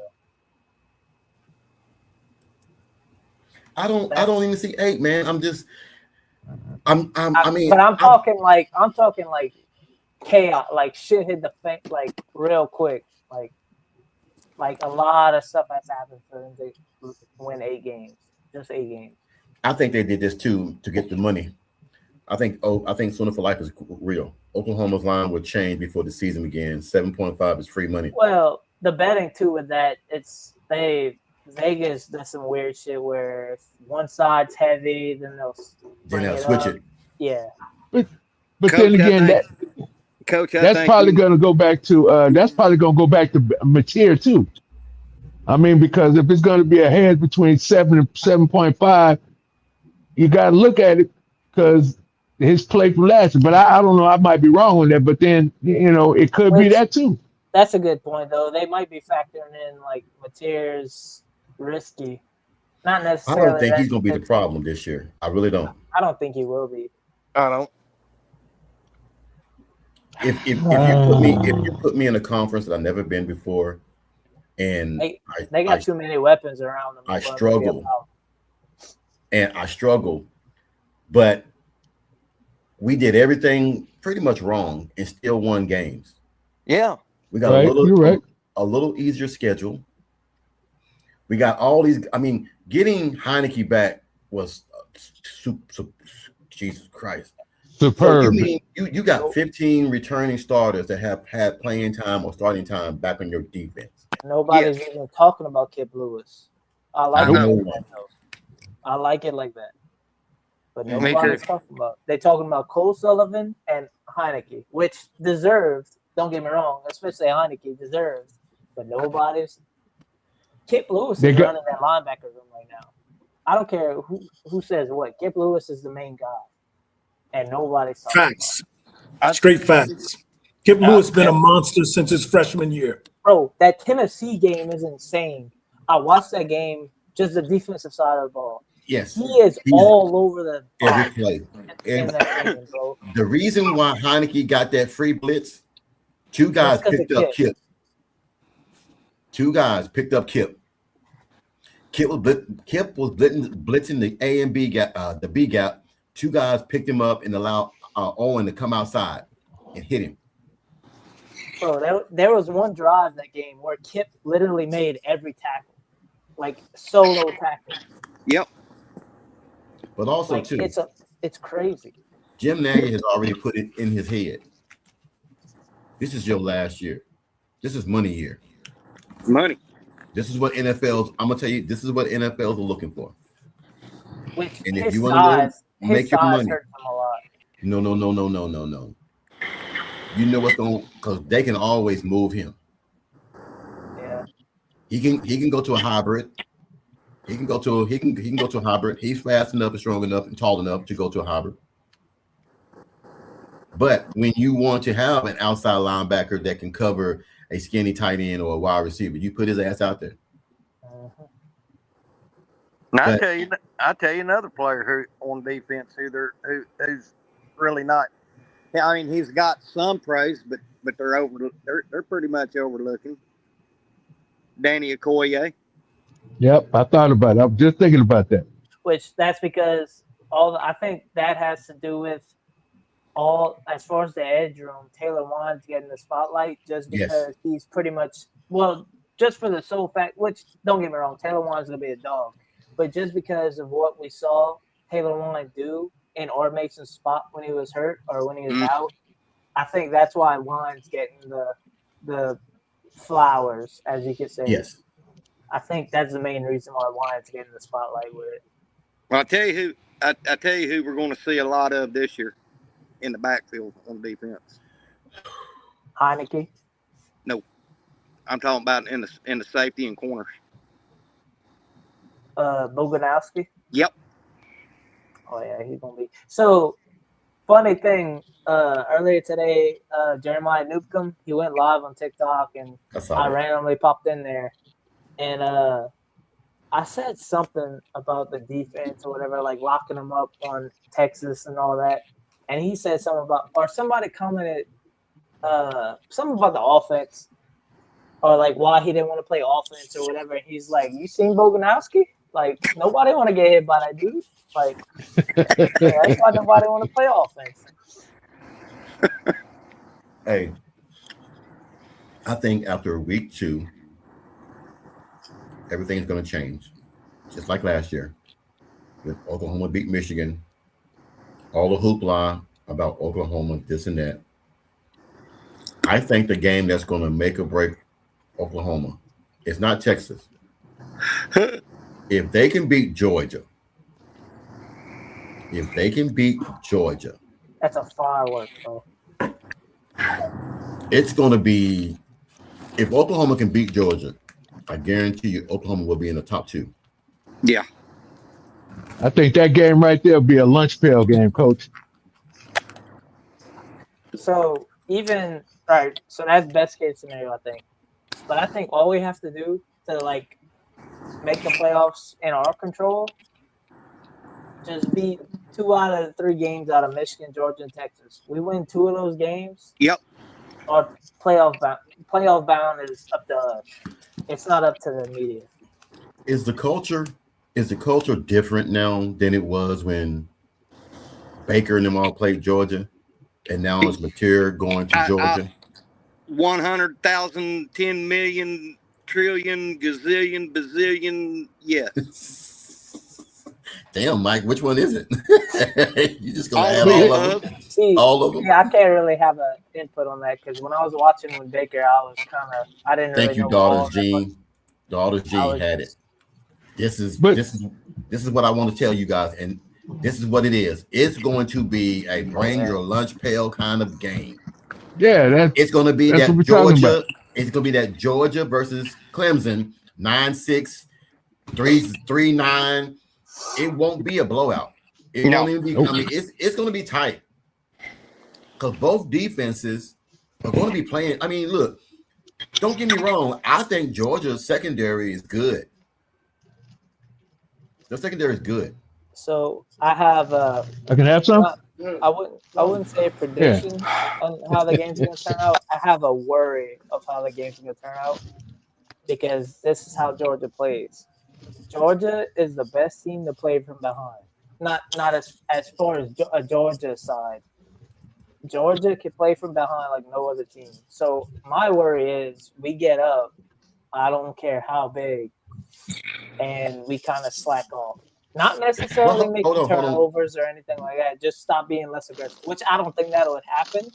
But that's my biggest worry with that game is we get up and we kind of get too confident. It depends on one thing. It depends on one thing and one thing only. You go, man. If Oklahoma can run that ball against Georgia, it's a wrap. Oh yeah. Now, because that opens up everything. We ran the ball against South Carolina and they just stopped, or Ole Miss, and they just stopped running it. So we I don't understand it. I just don't understand that. I mean, whose idea was to stop that? I mean, we can't do that kind of stuff. X-Rob busted a 75-yard run and he never touched the ball again after that. Like, I don't understand that. I think Kevin Wilson is going to help. I really believe that. I really believe that he now has the green light to assess and to make final adjustments and final calls. I really believe that. After all, he is the assistant. He is the assistant head coach on all. Yeah, Mike. I would think assistant head coach has more say so than a OC. I don't know how that works, but I would think. Well, he's not. He's not an analyst anymore. Yeah. So I mean, you ain't got to worry about stepping on no toes. Think about it. If I'm the OC and TP's an analyst that works next side of me, TP's going to feel a certain way about, I don't want to step on coach's toes because that's his job, but I might see something, but it's up to me to come to TP and say, hey, what do you think? What do you see? Yeah. Because I have no animosity. I I've been an OC before, and I'll ask my assistant, hey, what do you guys see? Hey, coach, they're blitzing on the outside. Let's do an option to the backside. Bet. And we run it, and it works. So you have to be willing to accept information from coaches and not feel a certain way about it.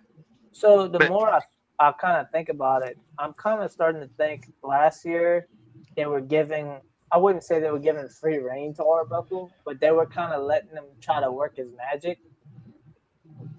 And I guess like if it was an emergency, like break the glass situation, then they would step in. But I think, because I mean, that was his first year. So that I really think they wanted to see what he could truly do with minimal help. Because I mean, you don't want your first year. Think about it on the job. You get trained up, whatever. You don't want to be asking somebody every time a tough situation happens, like, hey, what do I do here? What do I do here? You want to kind of see what you can do. And I really think that's what ended up happening last year. They just wanted to see if he could make something happen. Sometimes he did, sometimes he didn't.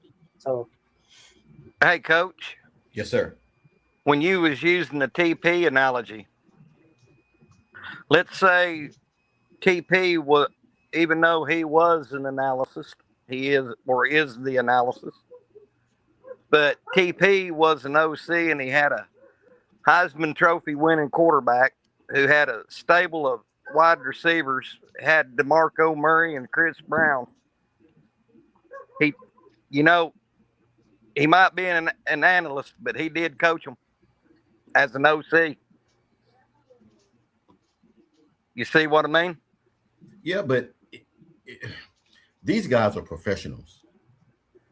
There should not be any animosity. There should not be no, and I'm not talking about that. I mean, in the case last year. Oh, because you didn't finish it. I didn't know if you were asking me a question or making a statement because I didn't know what you was asking. In the case of last year, I mean, Arbuckle was brand new to OU, the SEC, blah, blah, blah. We all knew that. But you got a man up there in the press box who has been there, done that at OU and has coached at the highest level. Why couldn't he have gone to him some last year and said, hey, you've been in these what can I, but he never would. Because you paid me to do a job, and I feel like if I go to you, it's showing that I can't and I'm not capable of doing this job. I think that's what happened last year. They were just kind of letting him see what he. Now this year, I think it's gonna be different. This year, I think they're gonna be like. I think that's why they put Kevin Wilson in that position because BV. I feel like BV just wants to worry about defense as much as he's gonna have to cross that bridge sooner or later. Yeah. But I think he put Kevin Wilson in that spot to pretty much tell Arbuckle like, "Hey, this ain't working. Try this out." Well, that's what Kirby does. Kirby let Mike Bobo handle everything on offense. Yeah. He don't even worry about offense. I'm not saying it can't work, but I'm just saying eventually BV is going to have to cross that bridge at some point. Exactly. I'm not saying he has to know the whole offense and make every decision on the offense, but it's like he's not even really touching it. It took Bob to Lincoln. So Bob was there from 98 to 15. So it took Bob 17 years before he got into somebody's ass and say, hey, you got two stable running backs back there. Get the damn ball to them. Yeah, Joe Mixon and Samaj P. Ryan. So that means that BV is going to have to say, hey, look, we got a plethora of running backs back there.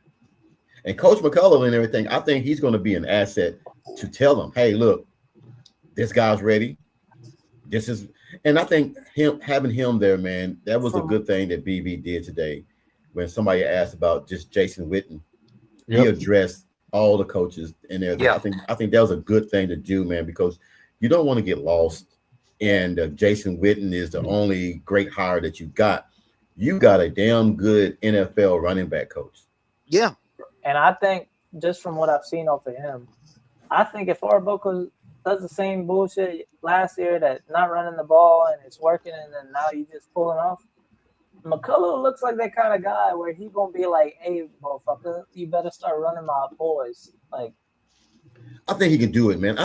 Look, we keep sitting here and we keep talking about all the what ifs, the negative, and we should, because you can't be a true fan and try to avoid the negative things that you've seen that has cost your team wins. I think what it is right now, man, is that Kevin Wilson is going to address a lot of the issues that Arbuckle had last year. I don't know what other reason they would put him in that position would be for, unless I doubt it was just because they wanted to pay him more. What's his position again? Assistant head coach of the offense. So all that from last year that y'all concerned about, don't be concerned. It ain't happening. No. Don't be concerned about it. Don't even. I mean, the position as. Wait. Hold on. My bad. He cooking up something. Assistant head coach for offense. Yes. That other dude that y'all concerned about? Keith said, "Run the ball." don't waste your energy being concerned about him. So that's his legit title, though. Because he's got an offensive head coach above him. So it's for offense. So like that's in the title. I didn't know that. Assistant head coach for offense. Oh, according to the OU website, assistant head coach for offense. That trumps offensive coordinator. Oh yeah, definitely. So don't even worry about somebody being out of line, not calling the right stuff. He may do it once. Yeah, but it's gonna get tightened up real quick. That's all. I think there's still gonna be some bad calls in there. We're like, what the hell is he doing? But it won't be. Don't worry about it. Let me just leave it at that. Don't worry. I tell you what, once the QB power don't work, I guarantee you they're not running it 50 times a game after that. Like last year. No, don't run that damn, excuse my language, don't run that damn what you call that damn thing? Jet sweep? What the hell? The jet sweep. Yeah, don't run the damn, lead them damn jet sweeps alone. The jet sweep did all right last year. They did better than wait. Oh, Dwayne. Oh. The first touchdown in the Michigan game was the punt pass, which is kind of a jet sweep. Kind of, right? Yeah. I think we all got... Its terminology is jet touch pass, but it's the same fucking thing. Instead of a handoff, it's a toss. But it's the same shit. It didn't work with Seven Trail. It sure didn't. It didn't work. He was getting a skill with that. Them guys was getting killed in the backfield. Yeah, you were running with a 265-pound tight end. Yeah, but for real, that's so far in the past that I can't even. I'm not even thinking about that. I'm not even thinking about last season, to be honest with you. I'm just not. I moved on at this coming season. Here's the way I'm looking at it. You got if Harris is healthy and not Satagna, but two or three others, and that Harris kid from Virginia. Yeah, I'm telling you. If you remember Josh Norman and Andre Woolfolk and Antoine Savage, we run that jet sweep so many damn times and run it down everybody's throat. If you got the quick guys to run that jet sweep, it will work. And then, so I feel like Satania is, I'm not saying out of these three receivers, I don't know who's better, I don't know who's worse. I'm just talking purely style. Satania, after watching film with those three receivers, Satania's in the middle. He's kind of like a hybrid of Livingston and Trell Harris. Trell Harris is that quick, like, make you miss his feet kind of player, and like he'll just zigzag all over you. He can still catch the ball. Then Livingstone is a big deep threat. Like big deep threat. Like he'll win some 50-50 balls, even that Mateer throws. Well, also the freshman Pettit. Yeah. I didn't watch him yet. He can be a dog. 6'4", 210 pounds. That's for a freshman. That, and if you want to get a first down and you want to sure bet 50-50, throw it to Hayden Hansen. Oh yeah. Well, look, guys, sooner for life. The RPO will always work when you have a mobile RPO does quarterback. work. You just gotta Yeah. know how You to got get tight ends now. You got tight ends now. Yeah. So there's no more just trying to get running backs to chip a defensive end, and then you can't do that. Yeah, you got a lot bigger targets too now. So now, if you want to chip and let that defensive end go, you hit that tight end in the seam, it's going to solve all your problems. When was the last time? There was only one seam pass that we did all last year. And you know what game it was? Against Michigan. Yeah. On the first drive, we hit across the seam, wide open, one-hand catch. That's going to be open all game. But now you got 6'6" and 6'8" targets. That's a big difference, guys. It's a big difference. Yeah. And then And we all are addressing the same issues. And that's a good thing because some programs have a plethora of things that are going wrong. Oklahoma only has one or two. Run the damn ball, quarterback stop running. If we notice it, I damn sure know they all notice it. Yeah. Oh yeah. So, And they get paid the big bucks. yeah, so it's like I'm pretty sure that somebody is like, you know what? If you run that damn ball one more time, you run that damn play one more time, I'm gonna punch in your damn well, esophagus. anytime I see an interview with Kevin Wilson, that's all he brings up is run game, run game, run game, run game. Yep. I don't hear anything about passing the ball, how Mateer has been passing, lighting up the air and all this. I don't hear anything about the receivers really that much from Kevin Wilson, but all I hear is run game, run game, run game. That's what I'm saying. If we ain't got a run game, I'm gonna be disappointed. Hey, it's gonna be good, guys. Like I said, we're sitting here and we are addressing issues. Hey, Dwayne, I love you, brother. And Love you too, Mike. Some folks don't do that. They don't address issues. We're going to do this and we're going to do this. And no, I want to address the issues because that's the real conversation, the tough conversation that no one wants to have. Yeah. OU fans are going to have those conversations. Yeah. I don't worry about John Mateer no more. Me either. I really don't, because now. Go ahead. Speak for yourself, Coach. Speak for yourself, Coach. I got to see it. Okay, all right. That's how I am. It's Okay, gonna be okay, Dwayne. I'm gonna show you this. Hold on, Kyle. I'm gonna show you this. Okay. I'm gonna say from my point of view. Okay. Being a guy who played that position before, and I've been hurt, and I played through it hurt. Now, I'm not saying that his want to is different than my want to. You all want to. But when your thumb, not your pinky, not your index, when your thumb hurts, you can't grip the ball.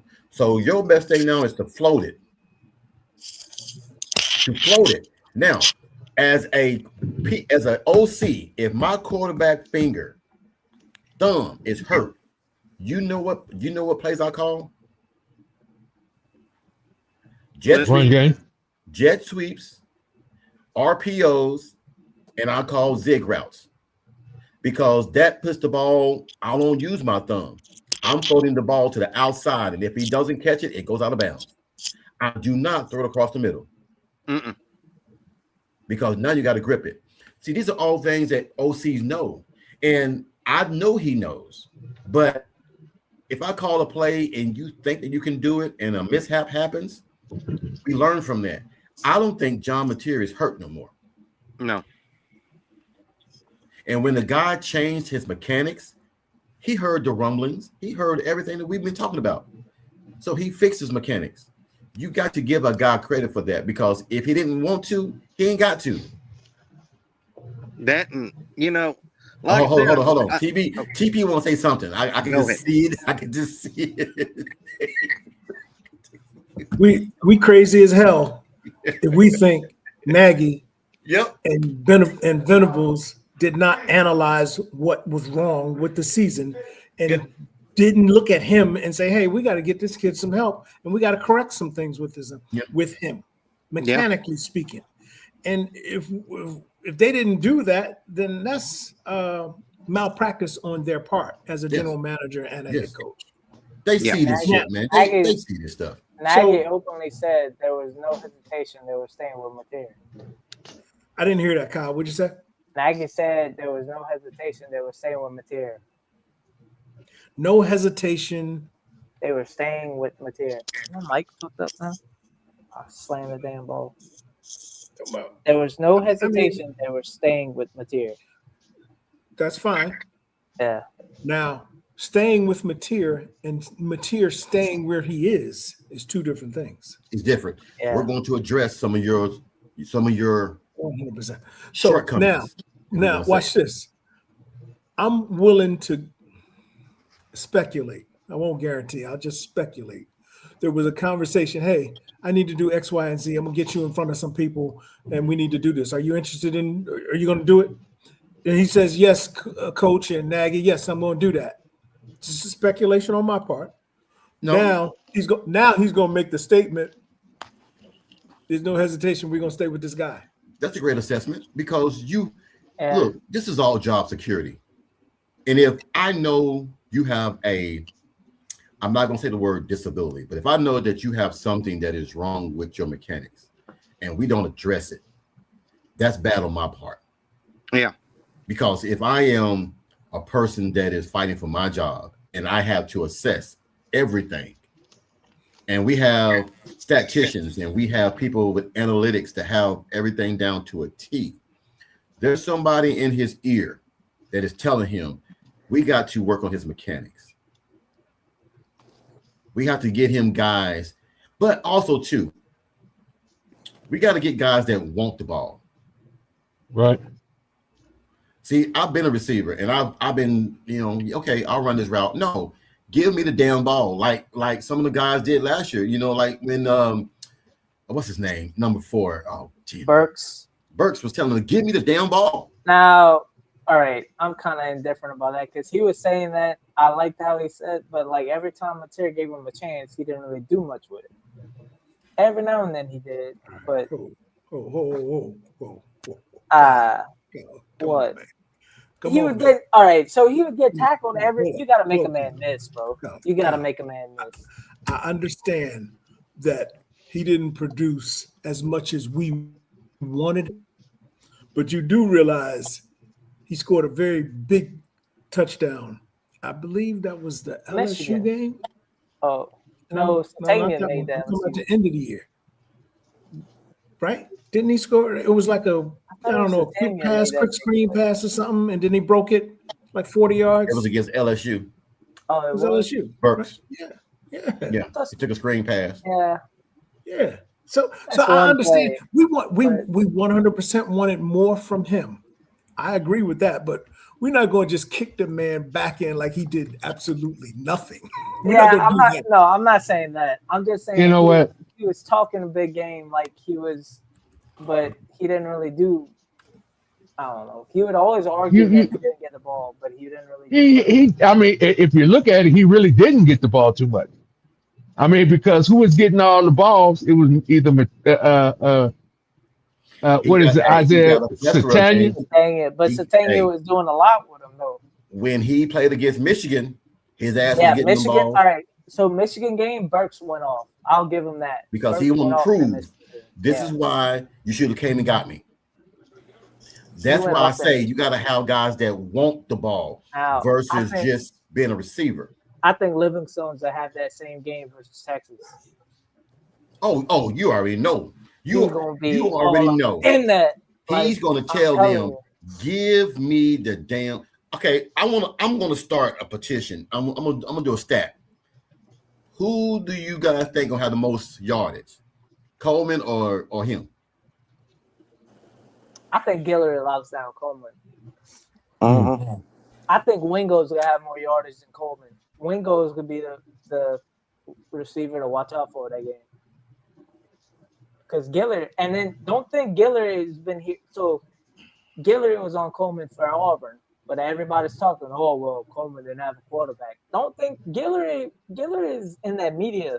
He sees all the people talking shit. So I'm telling you, Guillory is going to have a game versus Texas. And he's going to want Coleman. I don't think they blame Jones. I just think that people don't know football. You go get the best wide receivers.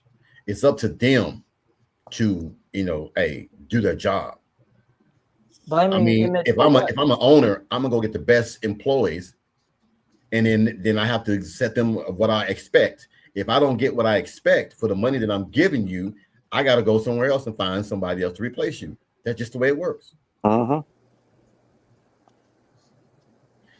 Blaming what would they blame? He didn't smoke Gullery. I mean, dude, he was a freshman and he had what, 4 catches? No, he had some PBUs versus Coleman that they would blame it Arnold for. But if Coleman, I'm not saying Coleman's trash. I'm not saying that at all. He's going to be a top 5 receiver next year. What I'm saying is, thank you. Guillory has that dog in him. And then another year, I think Guillory is gonna blow up versus Texas. Defensive wise, I think Guillory is gonna blow up. Burks, there it is, right there. Burks should have been used the same way they used Sterling Shepard. Yeah. There you go. Or Drake Burks. Drake Stoops. Yeah, I was about to say that, Mike. Drake Stoops.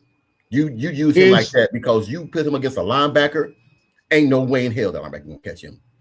Is Burks an inside or outside receiver? He played outside for some reason. Sometimes. Yeah, that's what I was about to say. I don't know why.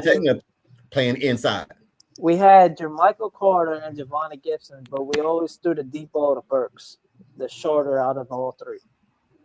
And when you want to do a wide receiver screen, you got Burks blocking. You got Burks, and that was kind of my problem though. I think they kind of went away with the screen because he was getting tackled every first hit, and that's kind of why. This is why I say, for sure. This is why I say, man, football is a game of matchups, man, and that's what I'm saying. We can sit here and compare apples to oranges and all that stuff all day. The thing that I want people to understand, man, is that Oklahoma got guys now that want the ball. You think that Terrell gonna come in here and not want the ball? Harris gonna come in and not want the ball? Yeah. I mean, all these guys are gonna want the ball, but it's gonna make it easy on Santana and everything, man, to be wide open because now we can. If we get a running game, it opens up everything because now you can't load the box no more. I mean, well, you can't spread everything out no more and everything. So if you have a run game, they got to cheat that safety down now to help run, which now your tight ends have a better chance of getting one-on-one. And you got to play zone when you have a 6'8" tight end. You cannot go man-to-man. You got to play zone. Rocky Bears is going to be solid too. I know we love Hayden Hanson, but Rocky Bears is just as good, bro. Just because he came from a lesser school doesn't mean he's worse. I think they could be very interchangeable. Yeah, like Coach Rick says, it don't matter if you played at Sister Mary of the Blind Catholic School. Talent is talent. I think we see a lot of different formations now that we have 2 solid tight ends like that. Yeah, I think we see a lot of different formations. If we just go back to the gameplay, the game call, the play calling against Alabama in the CFP was perfect. It's just that we need to tweak. Look, we got healthy running backs this year, and then we haven't even talked about Avant. No, Avant, Jonathan Hatton. We ain't talking about Hatton. Hatton's a big old boy. Look, Hatton's going to be that. Look, you can go to a 2 combo. Hatton going to be a Marshawn Lynch.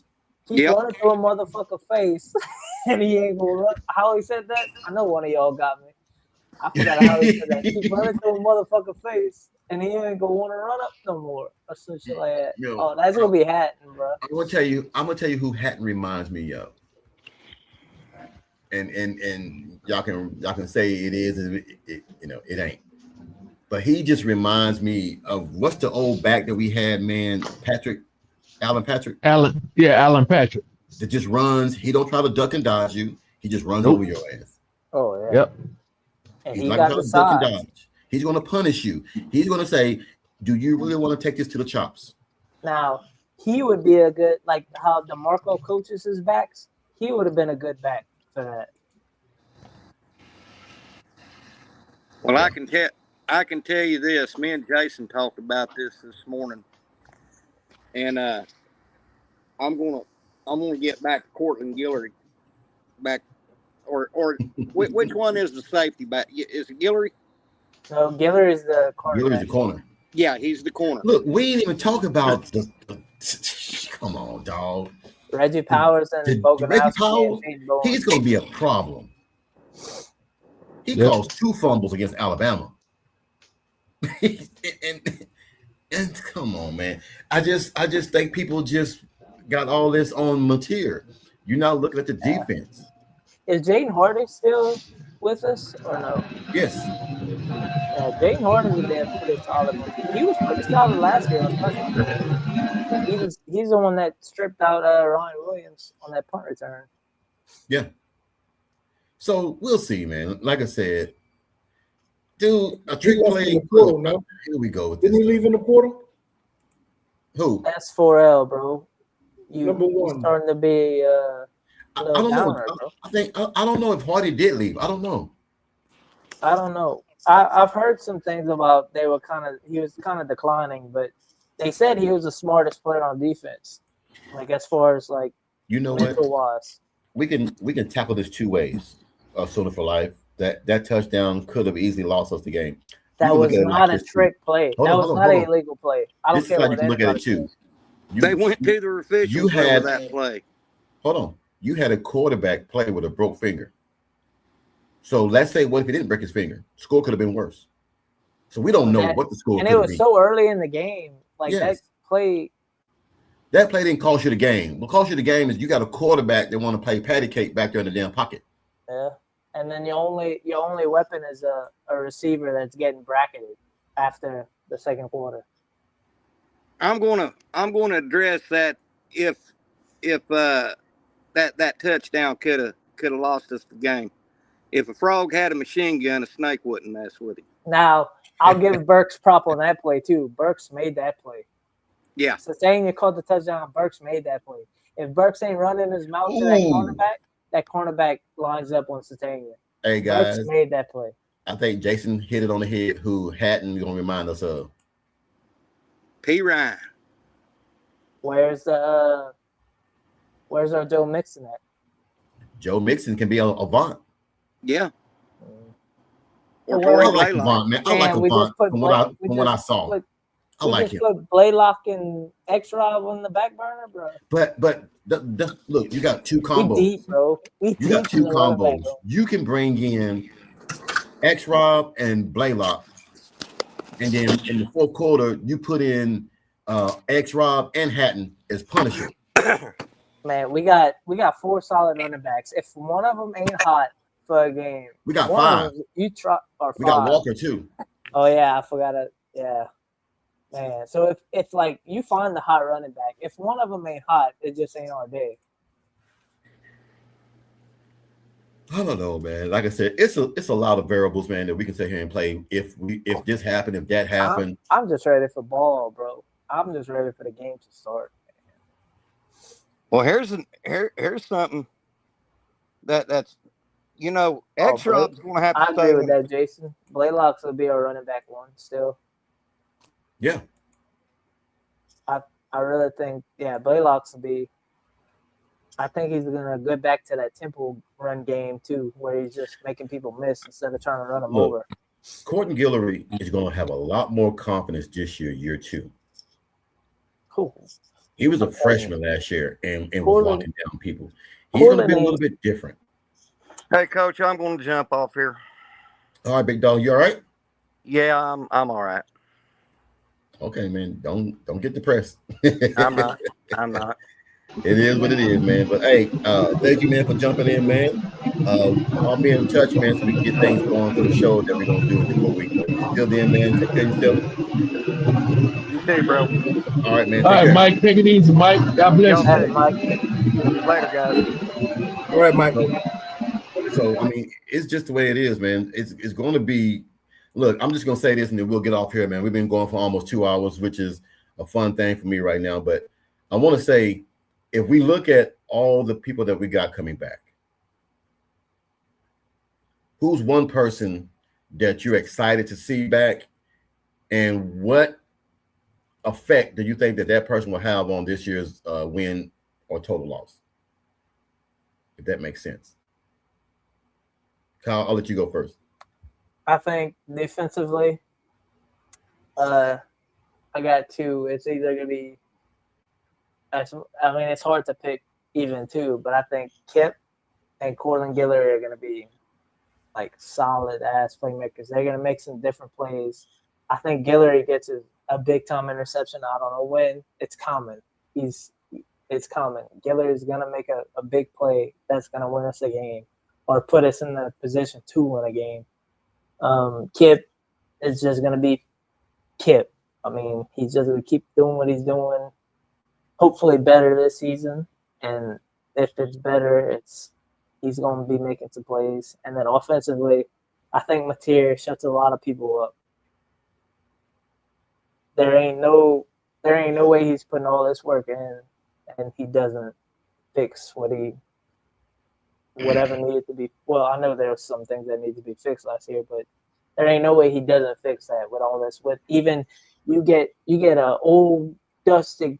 No, I'm not even gonna say it like that. That's not even what I'm trying to say. But you get an old quarterback that's not even involved in OU or anything. For the longest time, he wants to be away from the program to come back to the program and help him. That says a lot. Yeah. So I mean, he got Sam Bradford to come out. Like that's something. Yeah. Who you got, TP? Who you got, T? The first question was excited to see back. Yes. Satania. Just big play after big play. I'm excited to see him back. And the second part was shoot that second part to me again, please. The second part and everything is what effect do you think they're going to have on the wins and everything or losses this year? Okay. Okay, let me change that. Satania and Stone. I'm excited to see one, man. you can do two. Yeah, the Satania and Stone. I'm excited to see both of them back. And Stone, I need him. I'm gonna put heavy weight on him. I need him to play like a Selman. I wish Mike was still here, but I need him to play like a Selman.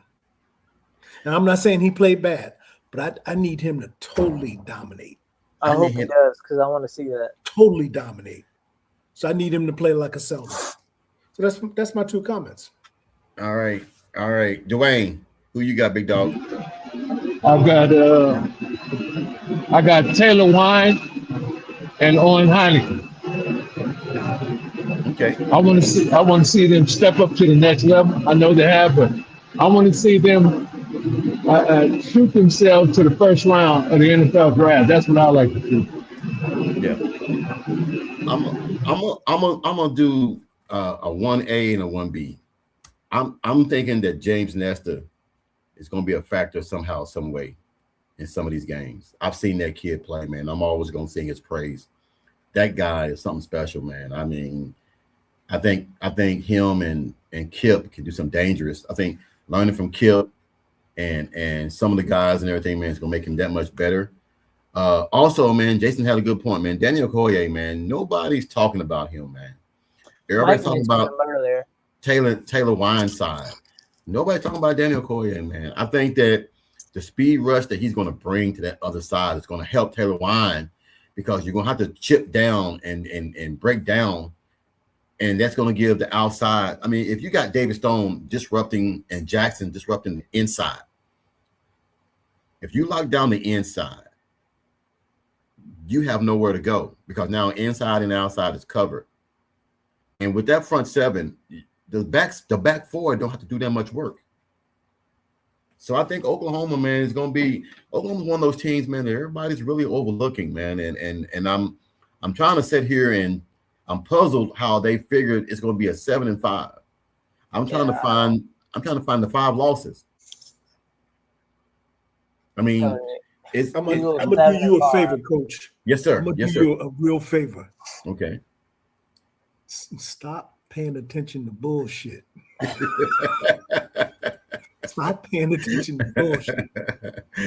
Right? Okay. Anybody that come up with that, they on some old bullshit. So just let that no, that's not even worth addressing. Well, hey man, look, It's not worth addressing. They crazy as hell if they think that's I the think number. they do. They do it because they know how OU fans are. They know it's clickbait. And my point to that is, some of us continue to feed into utter nonsense. Why even feed into their nonsense is my point. That's my point. Yeah. I mean, there's a lot of guys, man. We are skipping over some guys. We haven't even talked about PJ, the brothers on defense. We haven't even talked about anybody. We haven't talked about, excuse me, Jaden Jackson. Oh,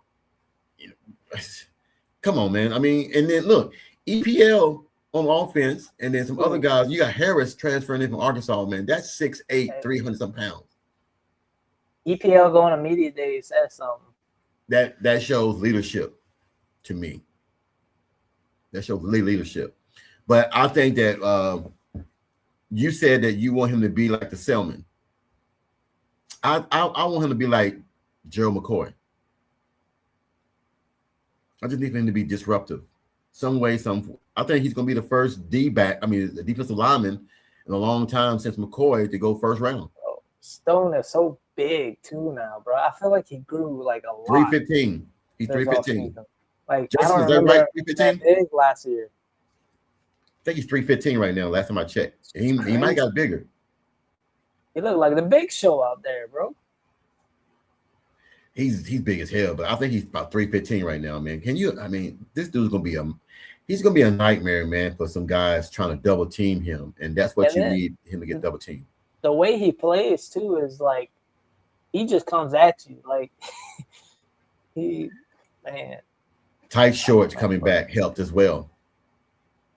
Hey, Lou Groza, bro. Lou Groza. The tighty whities coming back. That's gonna definitely help. So, but anyway, I didn't even think about him, to be honest. That's crazy. I didn't think about him. But how many games were won because of him? Oh, yeah. Tennessee game was all him. Oh, yeah. All him. And then, 9 points or 12 points? 12 points.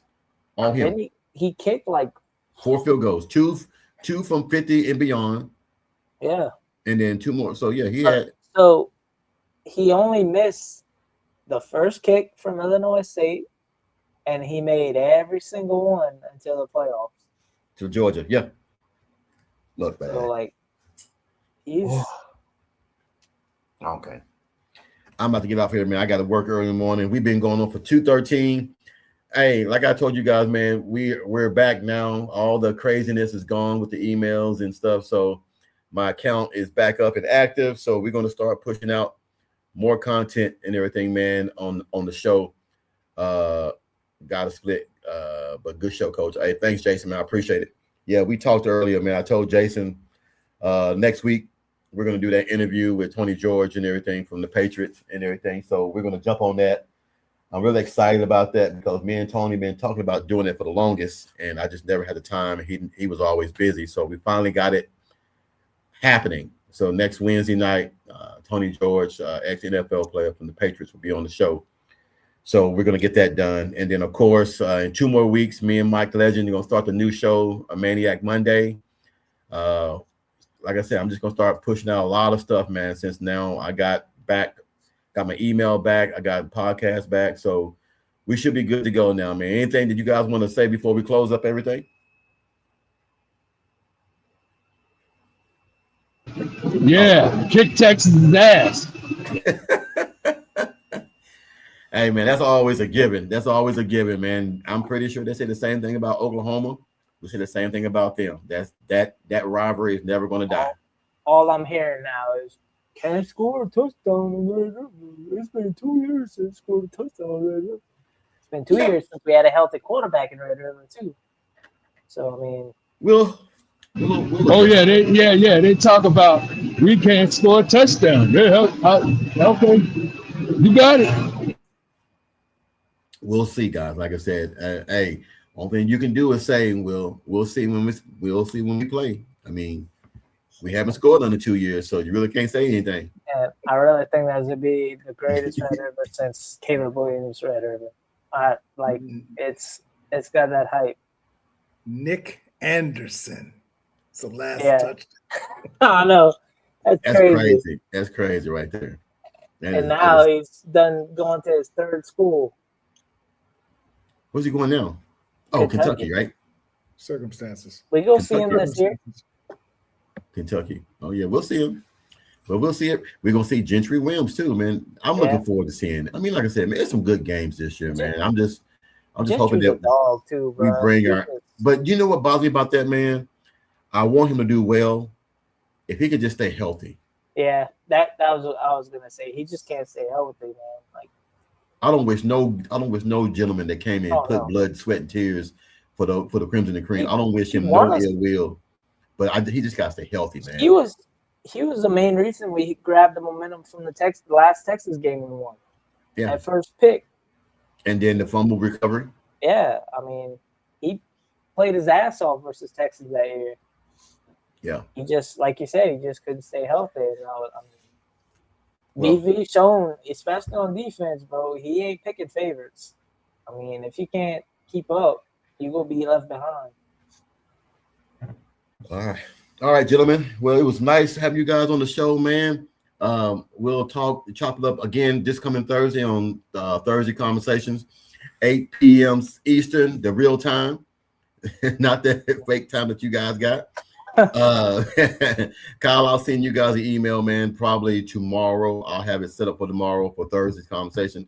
We're going to go back to reading the emails and everything. I got a plethora of emails, and we're going to start knocking them out, man. Until then, man, you guys have a wonderful night. I'm sorry. Dwayne, anything? You got anything before we go? All right, my guys. Y'all have a good one, man. Fuck Texas. Oh, that's right. He did say that. My bad. I forgot he said that. I don't say it again. Don't say it again.